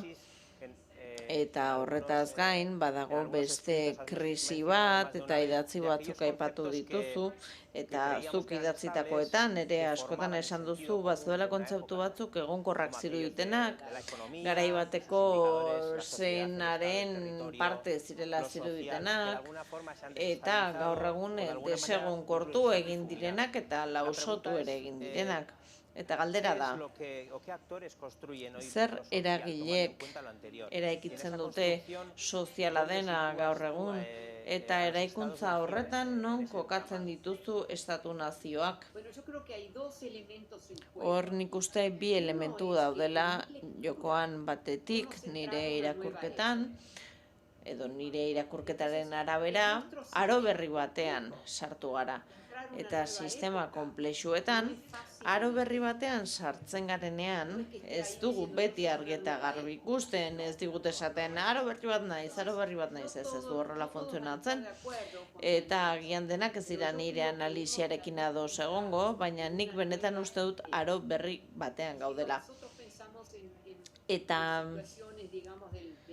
guk pentsatzen badugu, 1800 urtean, zer gertatzen zen, bai, gauza askok agian berdin jarraituko dute, baina egon dira aldaketa dramatikoak ere, ez da? Baina askotan aro aldaketa ez antzematen ez bada horrelako aldaketa dramatikorik gertatzen. Eta nik ulertzen dut, bai, etzaro berri batean gaudela, baina sistema konplexu hauetan ez dela dena aldatzen. Eta nik irudi simple horrekin azalduko nuke. Eskerrik asko galdera erantzuteagatik. Bigarren galdera da, denbora ez daukagunez, eta pena ematen dit, nik prestatuta nituen galdera guztiak egiteko aukerarik ez izatea, baina etorkizunera begira jartzen bagara, gure abiapuntua jardunaldi hauetan izan dira galdera batzuk.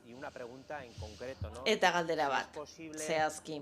Eta da, ea posible den erakundeen arkitektura emantzipatzaile bat pentsatzea gaur egungoaren bestelakoa izango dena, eta horrekin lotuta ere, ea posible den erakundetze berri batean pentsatzea, zeinetan sobiranotasunaren 3 erakunde horiekin batera laugarren bat egongo den, herritarren kontrol demokratikoa bermatzeko, estatuen erabakien gainean, ohiko ordezkaritza formulen gainetik, eta ea gure ariketa erakundetzailetik bestelako eragile batzuetan pentsa dezakegun, hainbat mailatan, eta ea horrela ere zalantzan jar daitekeen gaur egun Europar Batasunean dagoen arkitektura instituzionala.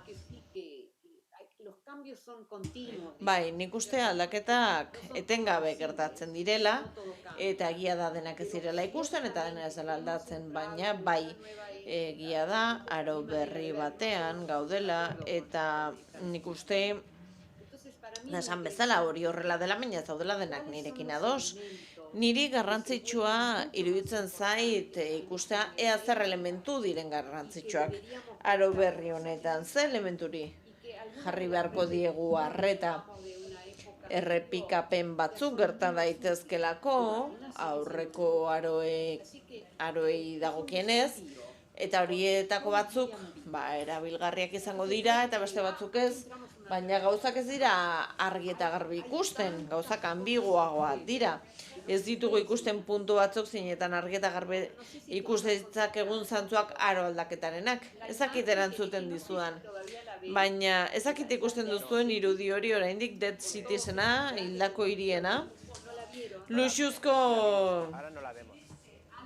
Luxuzko eraikin horien argazkia niretzat bada adibide oso on bat, hor uztartzen direlako eraikin oso ederrak, oso politak, baina hildako gauzen muino bat osatzen dute, ezta? Naiz eta horietako batzuk oraindik baldintza honetan egon gaur egun, ezta?